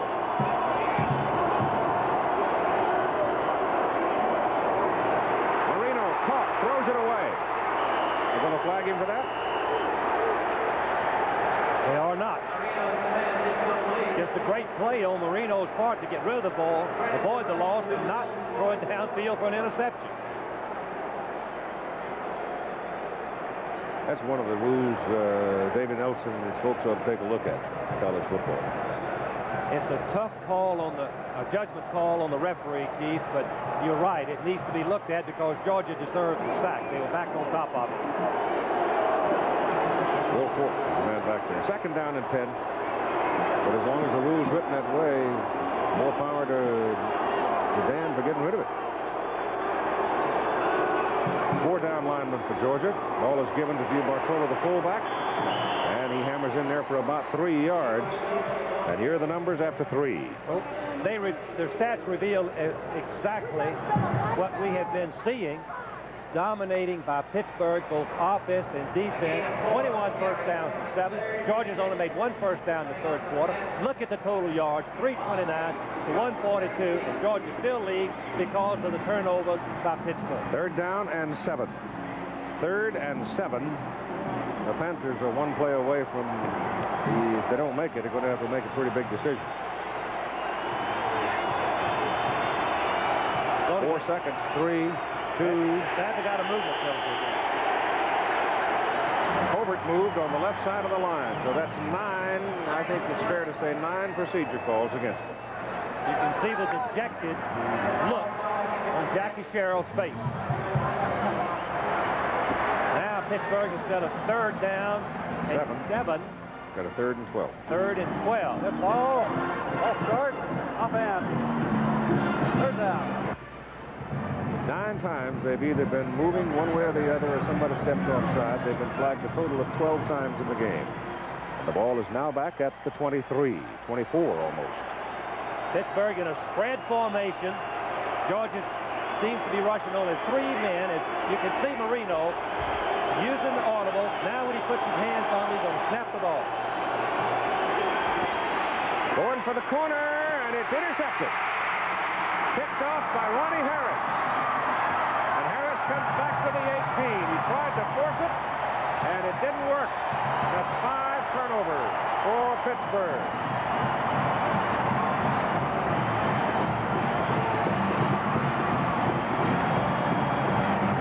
Keith, I'm sure that penalty made Marino go deep. He throws the ball right into traffic. You can see 2 Georgia men right there.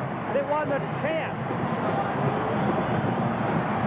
for the pass to be completed. The object that came into the picture there is the beanbag that the official throws on. So we've got a timeout with 13:44 to play in the ball game. And well, here's some bad news for Georgia. The Clemson Tigers, number 1 in the country, have now gone out by 12 over the Nebraska Cornhuskers. A 13-yard pass from Homer Jordan to Perry Tuttle, and it's 19-7 Clemson Tigers. Georgia Bulldogs are leading here, 13-10. They have the football, first down at about the 18.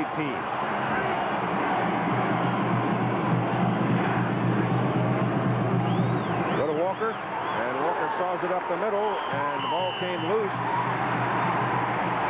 And Pittsburgh's going to get it, I think. Pittsburgh is in the blitz. You can see the linebacker going through the gap.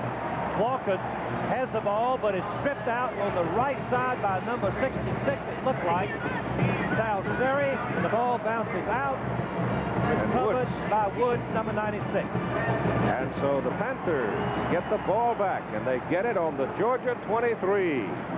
With 13 minutes and 38 seconds to play, it is Georgia's third turnover. Oh, let's see what Pittsburgh can do with this opportunity.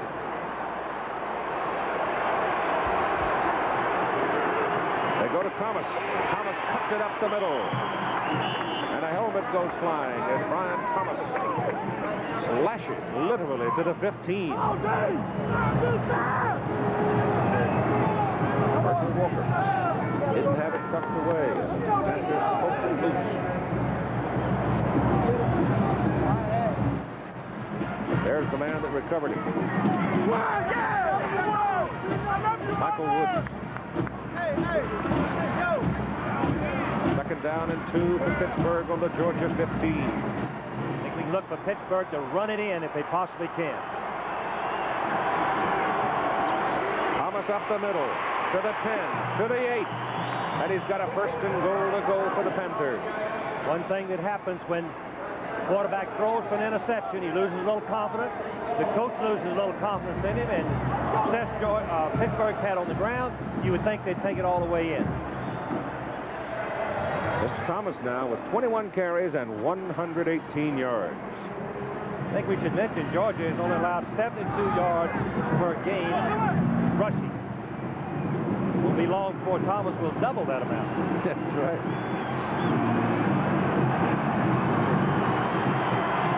First and goal from the Georgia 8. Goes to Thomas again. Cuts back off the sweep. Gets it to the 6. That's a little bit of a student body right, wouldn't it? Exactly. The Southern Cal sweep to the right. Thomas cuts back, sees a little daylight, makes a good twist. Instead of making no gain, picked up 3 or 4 yards. Second down and goal from the 6.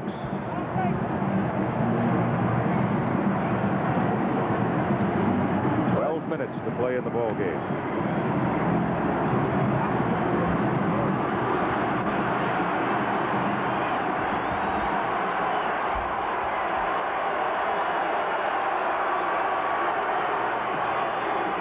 Marino on a roll, puts it in the air, touchdown goes to John Brown.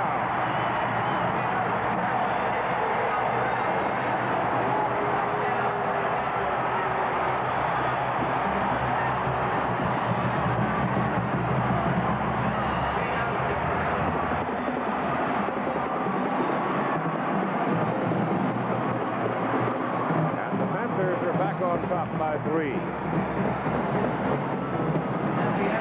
Zach Brown has played a big role in this game, hasn't he? Yes, he has. He's a former wide receiver that worked on weight, gained 30 pounds, and they moved him to tight end. He has 4.6 speed.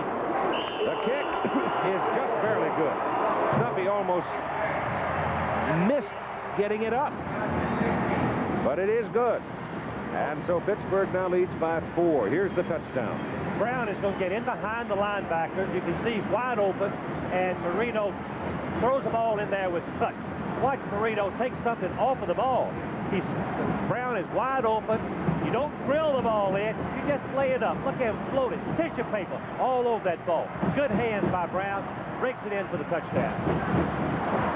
And so with 11 minutes and 40 seconds to play in the football game, it's Pittsburgh 17 and Georgia 13.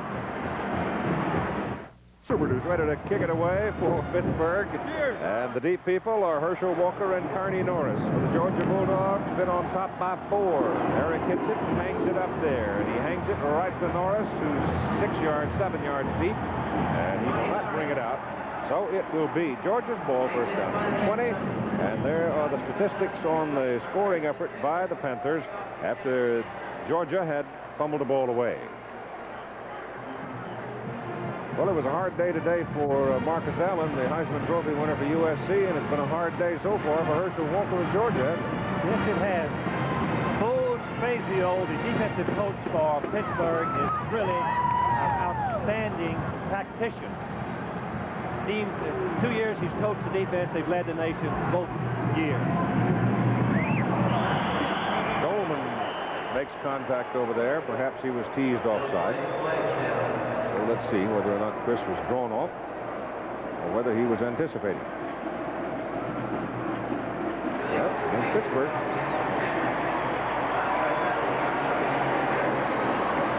I think what we have seen is Georgia's offense completely shut down as we listen. Ball, illegal procedure, defense, first down. By the Pittsburgh defense. Ballou has had a disappointing day. He's got to really get going here and throw some passes and complete them if Georgia's going to have any chance to win.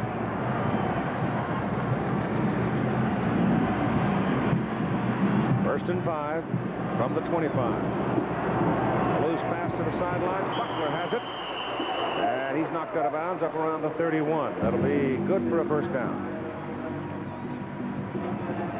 That's the first time Buckler's seen the ball today. And you see what I meant when I said Herschel had a hard day.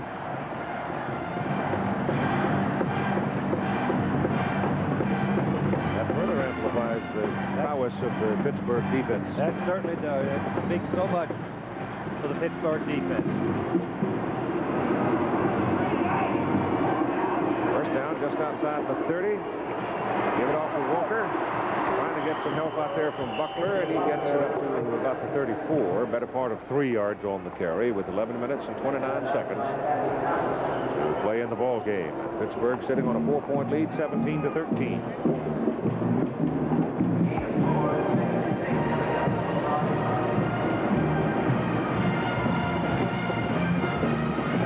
These universities got 12,500 tickets with an option on 5,000 more. Pittsburgh sold 11,000, so they've got 11,000 Pitt fans here.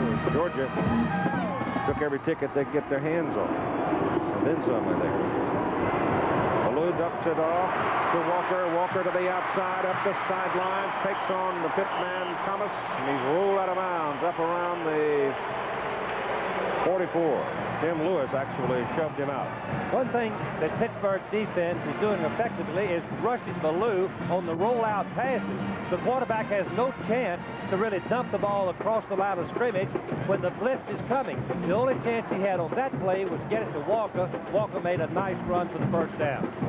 Ball is up around the 46. They give us progress for a first down. Georgia 46. Scott has caught one pass today for 5 yards. Here comes the blitz. Come on, dog! Come on, dog! He's going deep, and it's Scott, and he had it, and he couldn't hold it when Pappy Thomas came across and belted it. They had Scott going deep on a post, and it was almost 6, but Thomas made a good play. You can see the blocking.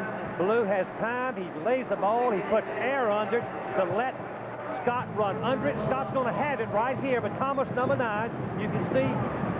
No, he didn't. I don't believe he ever held it, Steve. Thomas was right there to knock it down. Thomas, number 9, planning man for man. Rolls right with him. You can see Scott have a pretty good burst right there. Runs away from Thomas. The ball is thrown, but right arm, the right hand of Thomas knocks it out. On second down and 10, give the ball to Walker, caught in the backfield. Looked like Pelusi, number 52. J.C. Pelusi from Youngstown, Ohio, comes in to get him. Pelusi's the nose man.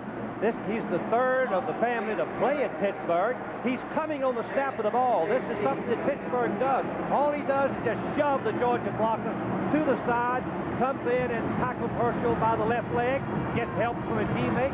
Another loss for Herschel. Back to the 42.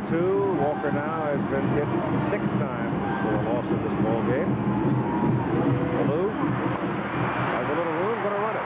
Looking for the sidelines, takes it back up the middle and breaks out of the pack. And carries the football across the Pittsburgh 35 down to about the 33, and he comes up hobbling. He'll try to walk that off. Something to excite the Georgia fans and get them fired up. Here's Ballou doing something he wouldn't do last year. The receivers are covered. When not to throw is important. Now he's going to scramble. You can see Thomas, number 9. He traded number 56, tried to make the tackle, missed him, and finally playing number 5 brings him to the turf. First down, Georgia at the 34. They go to Walker. And Walker's still going. He's out of bounds. That incredible burst of speed and strength by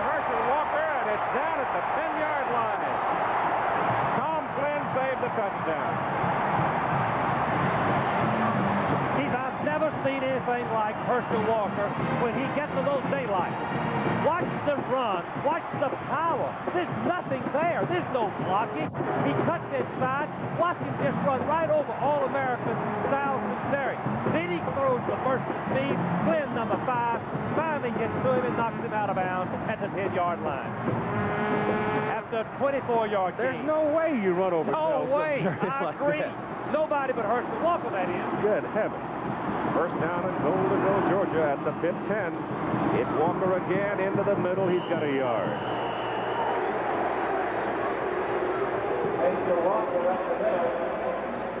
Clemson now rolling it out to 22-7 over Nebraska. Clemson defense obviously controlling Nebraska's I formation. And Homer Jordan leading the offensive troops. They run up to a 15-point lead now. And if they win that ball game, they got to be number 1. I don't care who's doing the talking.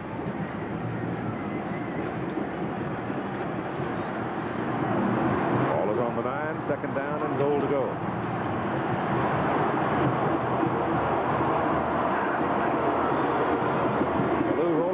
Keeps it. That's down to about the 6. If he'd cut it back the other way, he'd have scored.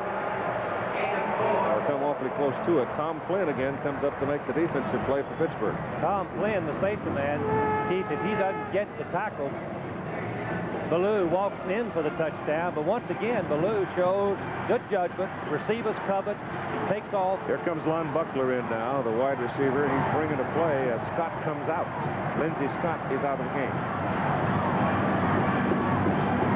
I guess if he's going to take Scott out, he's going to throw the ball to the tight ends. He's got 2 tight ends in the ball game, both excellent receivers.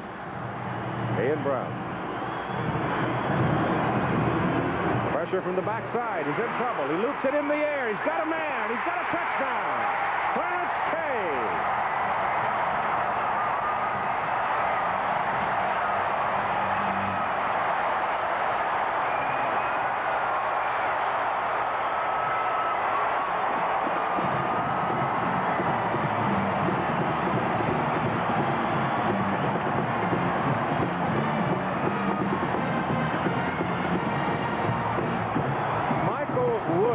Was coming from the backside, giving the pressure. I mean to tell you, he almost planted Buck Ballou under the carpet. But he got his pass away for a touchdown, and Georgia is back on top. And this extra point is very big. Kevin Butler missed his last one. Broadway will hold it. It is up, and it is good. There's 2 things about the touchdown pass. Ballou getting it off under adverse circumstances, and the great throw and catch by Ballou and Kay. 20-17, Georgia, 8:31 to play. Clarence Kay, who just scored his 2nd touchdown of the 1981 season. Of course, it didn't really fit into 81, does it? And Georgia's back on top by 3 points. A lot of time left, 8 minutes and 31 seconds.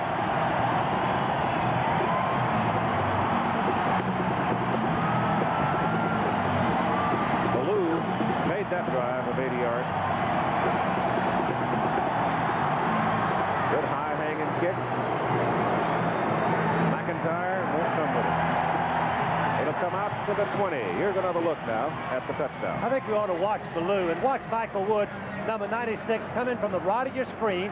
Ballou never sees what happens. He throws the ball. He goes to the ground. And the only reason he was a touchdown, the Georgia fans start cheering. Clarence Kay, number 84, good hand, looks the ball in and touchdown. 2nd time this year. Well, he's got to be happy. Buck's trying to get the cobwebs out between his ears, I think, after the way Woods hit him, because he really leveled him. Woods has 13 sacks for the season. He's the key man in the Pittsburgh defense to rush the passer. First down Panthers now at their own 20, trailing by 3.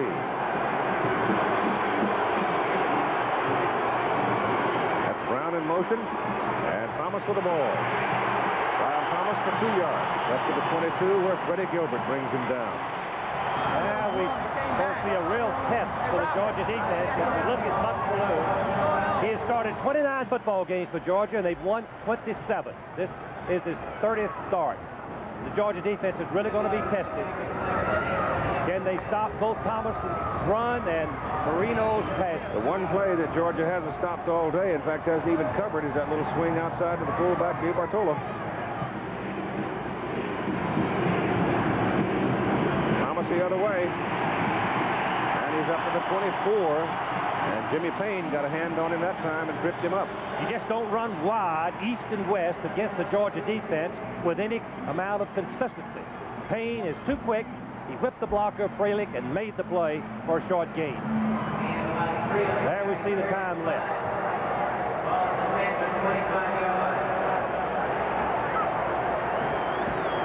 Boy, this is a crucial third down call for Pittsburgh. It's a good football game, right? It's a great football game. We've seen some tremendous games all fall. College football, exciting. This is a typical game. Third down and 5. He goes for Dawkins, and he nails him, and he is shoved out of bounds up across the 40. At the 42.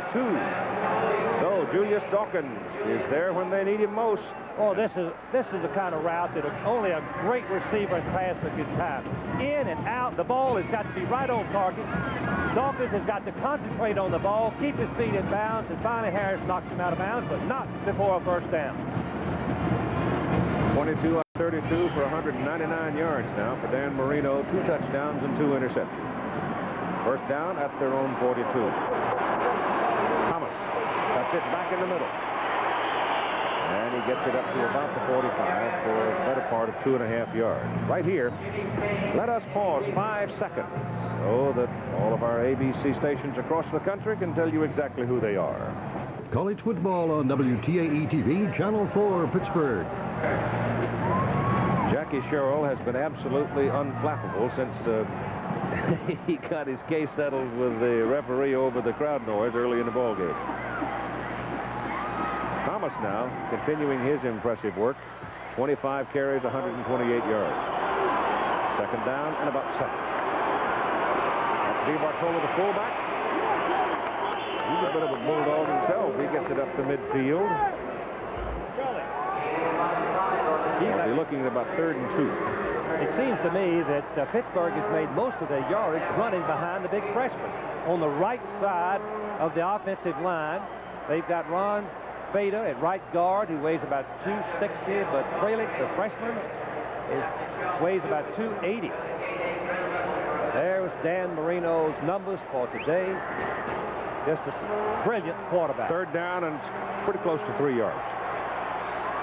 2 tight ends, power attack. Rolls it out, wants to throw it. Gets it off, throws it to crowd. Well, there was some pressure from Jimmy Payne. Payne came all the way from the other side. And I am sure that Marino heard those hoofbeats coming. And finally, he unloaded it, rather than eat it back there. And they'll have to punt. A little bit of a surprise call for Pittsburgh to line up in a goal line offense and then throw a rollout pass. I think that was the same play right there that they scored on with the tight end. It was, but Georgia's in a different defense on that part of the field rather than on the goal line. So we've got a timeout called by the University of Georgia Bulldogs. They got a little mixed up in their defense. I think they might have been out there with only 10 people. So there's a timeout on the field with 5 minutes and 37 seconds to play in the ball game. And Pittsburgh's got to punt it away. Done in about 3. Greg Genzer is in the punt for Pittsburgh. Way back there, but they got 3 men up short, and they do snap it to Tom Flynn, and Flynn will not get the first down. Georgia smelled that all along because they just, I think, some reason you almost expected it to happen, and Kevin Jackson brought him down, number 71. Genzer was way back there. They had Kelly in there. Then they finally put Harrell in, their punt returner, and the Georgia people just never expected Pittsburgh to really punt that ball. Keith, that's the reason Georgia took time out. They expected some trick play. They got their defense over, gave them instructions as to what Pittsburgh has done in the past, and they defended it perfectly and took the ball on down. And they've got the ball at midfield with 5:29 to play in the game and leading by 3 points. Uh-oh. That man on the man on the right side, the tight end, moved a little bit. But Keith, he can move and get set. If the official calls it perfect, right, in my judgment, it's against Pittsburgh. Yep. He did not pick up his hand. Tight end is entitled to some movement. Have a false start by the offense. Yeah, they call false start on him. Delayed by the defense. They offset. You like that call? Well, we start over. Watch the right end move, but the right end is not forced to stay in his position. As long as he gets back before the ball is snapped, it's legal. Now the right guard doesn't move simultaneously with the movement of the right end. Therefore, he's illegal. Double penalty. So we'll get it going here, folks. First down on midfield for Georgia as Ballou gives to Walker. Walker never really got anything going. He sort of stumbled as he was looking for a crack in the line, and he gets a yard to the Pittsburgh 49 at 5:20 to play in the game. Walker now 24 carries and 82 yards in the ball game. The big running star of the game has been Brian Thomas. I don't believe that Georgia can be too conservative. If they have to throw the ball, they'll be very careful with it. They have confidence in Ballou. He will probably roll out or throw something behind the line that's relatively safe if he's forced to go to the air. And don't overlook the Butler situation because he has long range. Place kicker.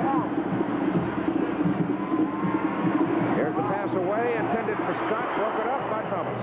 Happy Thomas was right there with him. I think that's a good call. I agree with that. I don't believe Georgia can be as conservative with Pittsburgh being so strong offensively in the passing game. I think Georgia's got to try to make a first down. It'll be third down and about 9. Scott's out. I can see Pittsburgh coming with a blitz on third and long. They got both the tight ends, Kay and Brown, in there with Buckler, the wide man. That's Walker. Good coverage outside by Pittsburgh. And they've got him around the 47. So it'll be fourth down, and Georgia will go to the punt. Third down and 10. Georgia will at times run Walker, hoping that he'll break the play outside, but not against the Pittsburgh defense. Georgia might have been better served by throwing the ball and trying to make the first down and keep possession and the ball away from Pittsburgh. Art Flynn will go deep for the Panthers. Broadway is in to punt for Georgia. And we're running down toward 4 minutes to play in the ball game. I believe Georgia's going to let the 25-second clock run out and take the 5-yard penalty. Don't blame him.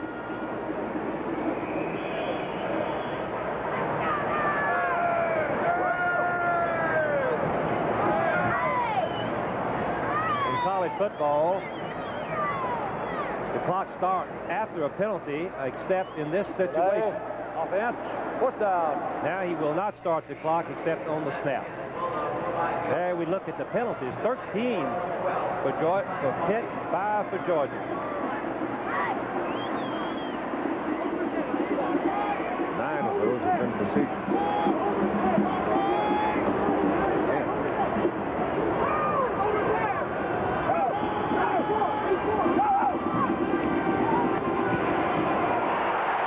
Kick is away. Man came blistering through and decked the punter, Broadway, which got a big roar from the crowd.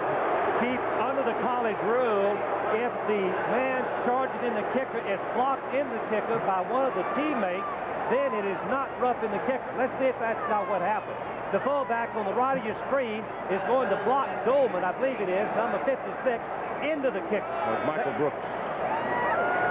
Yes, you can see that the offense that Stewart blocks the end of the kicker, therefore it's not roughing. Yep. Stewart knocked him right into it. Stewart knocked him right into it, number 50. Ball went out of bounds right on the 20. And so that's where Pittsburgh gets it. Oh, the Panthers get pretty good positioning out of that. Little stand-up pop pass from Marino to Dawkins, and it's good for about 5 yards. Even though Dan Marino has completed a lot of passes, Keith, other than the touchdown pass to Dawkins, everything else has been short. Georgia has been conceding the short pass, trying to make the tackle after only a short gain.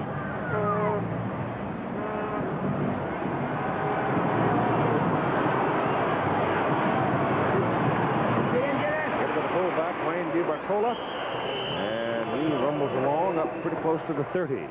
Could have a first down. Does. See that? See Jackie standing there. You know, just grinding inside. You better believe it. Believe me. He wants to win this football game very desperately, and he has a chance. Marino, with a pass, can score at any time from anywhere on the football field. Now he's changing the play. There's that play. That time they sort of covered it. That time, Dale Williams, who made the great play in the end zone earlier in the ball game for Georgia, who sensed that one coming, and he almost got there in time to get a piece of it. I think the difference for Georgia on that play, Marino showed it from the very start. He did. And on the other occasions when he hit DeBartola, he looked down the field, forcing the Georgia defense to drop deep and giving DeBartola time to run with the football. Collins still doesn't have a catch, does he? Dwight Collins. Marino back. He goes short. He's got Thomas, who breaks a tackle and goes big all the way up to the 48.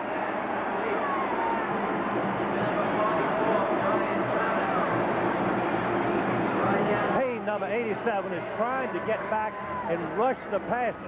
And you see that the Pittsburgh Colbert, number 75, watch his right arm and see if he holds it. Well, yeah, he grabs hold of the jersey. Look at the tackle.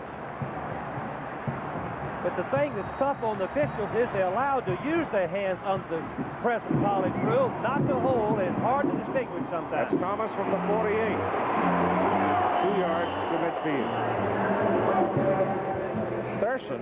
Tommy Thurston had Thomas on the preceding play. He had him after a short gain, and Thomas just ran right through him. Thurston is all conference, the sophomore, the leading tackler for the Georgia football team. But Thomas showed what he can do in an open field. 2nd down and 8. The ball at midfield with 2 minutes and 25 seconds to play in the game. Both teams with 2 timeouts remaining. Give it at DeBartola. And he muscles his way for almost 4 yards. But got to go down to the Georgia just short of the 42 to get a first down. We'll need about 4, a little more than 4. You can see that Pittsburgh is either tired or they're not in any hurry. They're just, well, they're taking the time out. They have 1 left. 1 minute and 59 seconds to play in the ball game. The Panthers take time to talk. Georgia leads by 3, 20-17. Well, we are getting down to cases. 1 minute and 59 seconds to play in this Sugar Bowl game. The football is in between the hash marks, 46 and 47-yard lines of Georgia. They've got to go just near the 42 to get a first down. It is 3rd down and about 4. Marino's going to throw. He goes short over the middle, and Thomas didn't come up with it. You know why? Because I think the umpire obscured the vision. You're exactly right. Watch it from the end zone. Thomas is breaking right over the middle. The umpire stepping up, watching the blocking. You can see the umpire's feet coming up. The ball obscured his vision, goes right through Thomas's hands. It is 4th down and 4 for Pitt with 1:54 to play.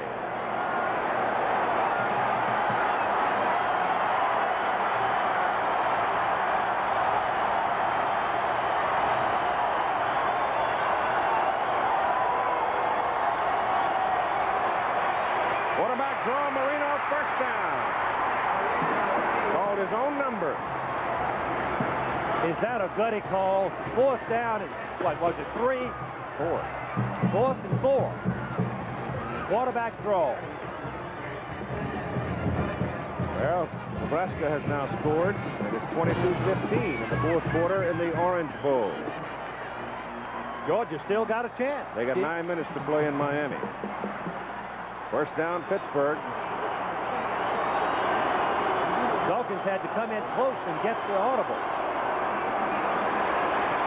He's looking at him. He goes short over the middle, and the ball is incomplete as he drills Thomas on the numbers. He really threw it hard, and Bryan couldn't hang on to it and took a hard lick. Again, I want to tell you that Collins has not caught a pass today. The flanker, Dwight Collins, has not caught a single pass today. I think we can explain that a little bit by the fact that Georgia is double-teaming Collins on every down along with Dawkins, but Dawkins being the weak side split end, gets open a little more into the boundary. See, Thomas is shaken up, and there's the time remaining in the ball game. The score there on the left. It is 2nd down and 10 for Pittsburgh. The ball is near the Georgia 38. Thomas in this game has run the ball 26 times for 130 yards. He's caught 5 passes for 48 yards. And if I were voting, I'd vote him the MVP. He's leaving the game because they want to conserve the timeout. If he stays in the ball game, the timeout is charged against Pittsburgh. Going out of the game, substituting is charged against the officials. And they only have 1 left. 2nd and 10. Georgia trying defensive bunch trying to gut it out here against dangerous Dan Marino. There's the screen set up for the fullback, DiBartola. Did he fumble it? Yes, he did. Pitt got it back. Well, the Georgia defense are coming up much better this half and tackling the receivers on the short passes. Collins covers the loose ball. We can see right here, number 42, Fort knocks the ball out. No, it's 27, Harris. That's right, 27. Fort had arms around him. Harris, number 27. 3rd down and 4.5, close to 5.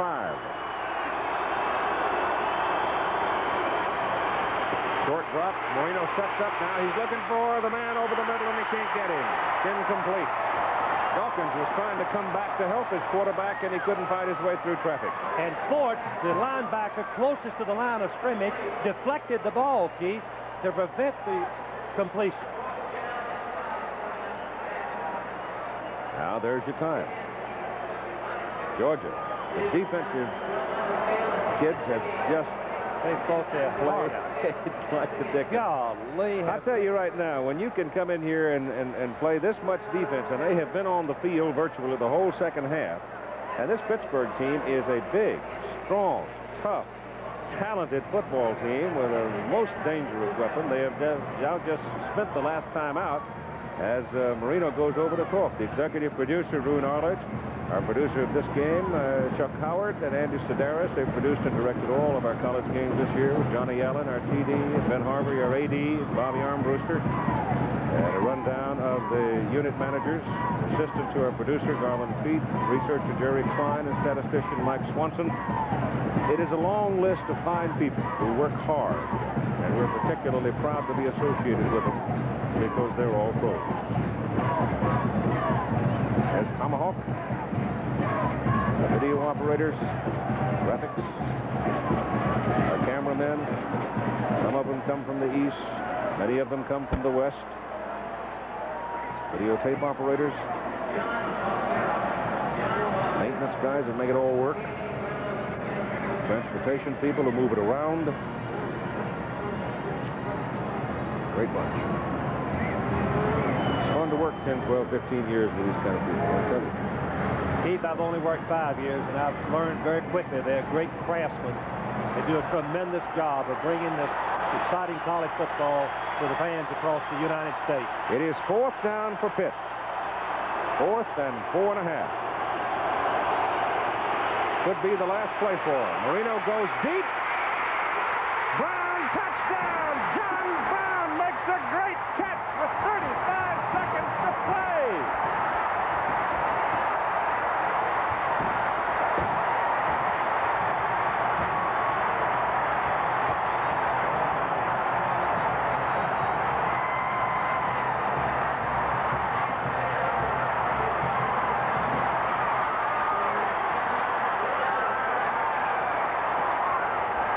Jackie Sherrill trying to get them off the field so they won't be penalized. They've already been penalized, Keith. I guess they have. Yeah, the official's already thrown the flag. Who cares?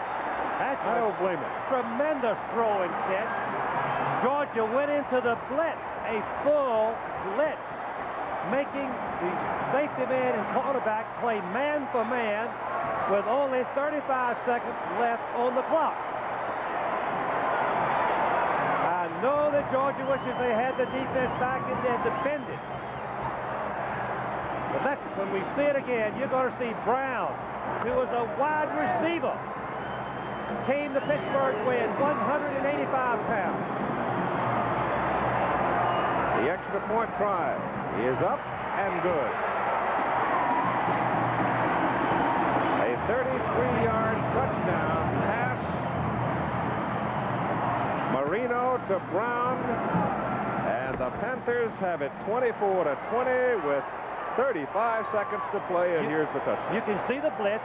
Marino dropped very deep. He puts air on the ball, hangs it up. You can see Kelly, number 23, the safety man was beaten by the tight end Brown for the touchdown. Watch the blitz. Watch Marino plant that back foot and put air onto that ball and let Brown, the tight end, run under the ball for the touchdown before Harris can come back and try to help. Give Brown full Now credit you see here, though, Brown. Frank, because he takes a heck of a hit just as the ball gets there. You can see that Brown, he has good speed, 4.6 for a tight end. Makes a little fake, and he turns Kelly. He turns him around on the fake. Kelly, the safety man, number 23, is beat. There's the question whether Harris, the right back, halfback, can come over and make the play. He can't, but he does hit Brown, but Brown holds over the ball for the touchdown.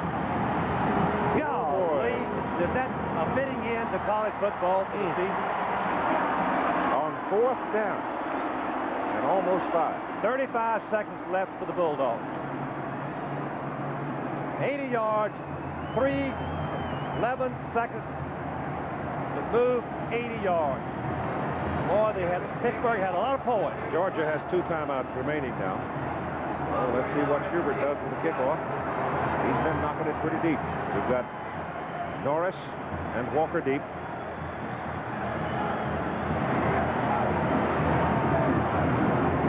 Give him a chance. He takes a pretty good bounce, so right to Carney Norris at the 6.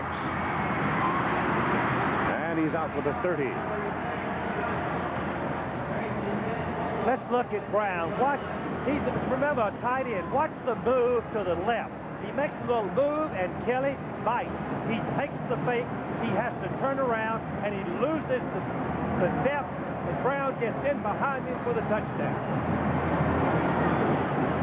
So you've got 29 ticks remaining on the clock for Georgia. Ballou back. Pressure's on. Runs away from it. Gets it off over the middle. It is intercepted. It is picked off by Troy Hill. And that stops the clock at 17 seconds to play. And this 48 Sugar Bowl game should belong to the Pittsburgh Panthers. Just short of Georgia blocking it up on a 4th down and 4.5. Marino goes 33 yards down the middle to his tight end. The point is good. And Georgia's hopes for repeating as national champions have just gone a-glimmering. Keith, it's been a well-played football game, except for a few penalties because of the noise level in the dome here. Marino showed great poise. Pittsburgh's offense felt they could score, and they did. Georgia defense held out the very last before the bomb hit them when they jumped into man-for-man coverage and tried to blitz Marino on 4th and 4. Marino is 1 completion short of the Sugar Bowl record. Keith, 26 out of 41. I want to mention one thing. 62 of the 67 Pittsburgh players listed on the roster will be back next year. Including Marino. Including Dan Marino, all of the receivers. Penalty flag thrown here as the clock stops at 13 seconds to play. Pitt's just trying to run it out, and Jack is trying to keep his troops off the field here so they don't get flagged themselves. Procedure against Pittsburgh. I know one thing. They've set an all-time Sugar Bowl record for procedure calls. Oh, me. I don't know what you can do about the crowd noise, Keith. I really don't. All the coaches that have played in any dome in the United States complain about it. Well, I think the problem... Illegal formation, offense. Part of the problem comes when you are a team like Pitt where you line up so spread out. You know, Yes, the wide receivers move. What Keith's talking about, the wide receivers move outside close to the boundary. When the ball's on one hash mark, the receiver is about 40 yards to the left of the center. So what this amounts to is what we're saying is Pittsburgh survives 14 penalty flags, and they win the football game as the clock runs out by a score of 24-20, and Jackie Sherrill is getting the ride.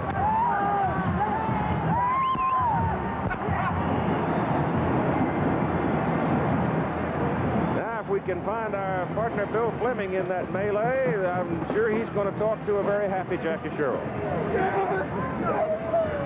It's awful hard to get in here because Sal Sunseri is giving Jackie the biggest hug he ever had in his life. Jackie, turn over here for a second. Oh, wait a minute. He wants to see Coach Dooley. He wants to see Coach Dooley for a minute. Here they are.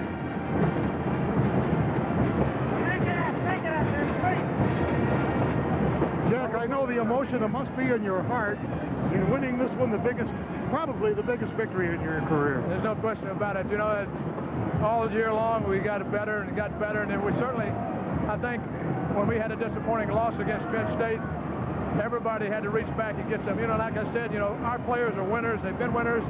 Some of our players only lost one game. Some only lost 3. Some only lost 2.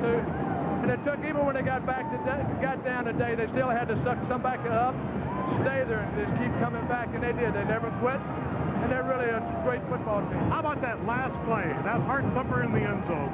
Well, you got to give Danny and certainly John Brown credit on that play. Danny knew that he had one play left, so he went back 13, 14 yards on the snap instead of regular 9 yards, and he read the field, and he just hit John, and John did a great job. Boy, I can tell you they're tearing Pittsburgh apart right now. Well, I hope they are. And, you know, you got to give the players credit because, you know, we got tired. They still kept fair, but they did a great job. Congratulations to your team. Thank you. Thank you very much. So that's it, a stirring victory for the Panthers, 24-20. And we'll be back for more here in the Sugar Bowl in New Orleans, where it is pandemonium. Pittsburgh has defeated number 2 Georgia. Hello, Pittsburgh. As you may have heard, Pitt played in New Year's Day's most exciting bowl game tonight. John Steigerwald is here now with the highlights of the last-minute heroics and all the rest of the game. Here's John. Okay, thank you, Paul. Pitt played for a while like they wanted to give one away. They played good defense, and they kept Herschel Walker from totally dominating the game. They moved the ball with the run and the pass. They also stopped themselves from moving the ball with a lot of penalties and turnovers. But they played well enough when they had to, and they won't have to hear about the Penn State game for at least a little while. And I'll show you why. One big play right here. Pitt 4th down and 5 at the 33. Marino with 42 seconds left. Georgia leading 20-17. That's John Brown with a touchdown, and Pitt wins it 24-17. Everybody in the newsroom was screaming, no, 4th and 5, you don't want to do that. That's what he did, and it worked. And Penn State also had a good day today. This is Todd Blackledge from the 48-yard line in the second quarter against USC. Good catch by Greg Garrity, 52-yard touchdown pass. Penn State wins their game. They beat USC 26-10 in the Fiesta Bowl. And we'll show you what happened in all the bowl games a little later on. Back to you, Paul. Okay, John, thank you. Also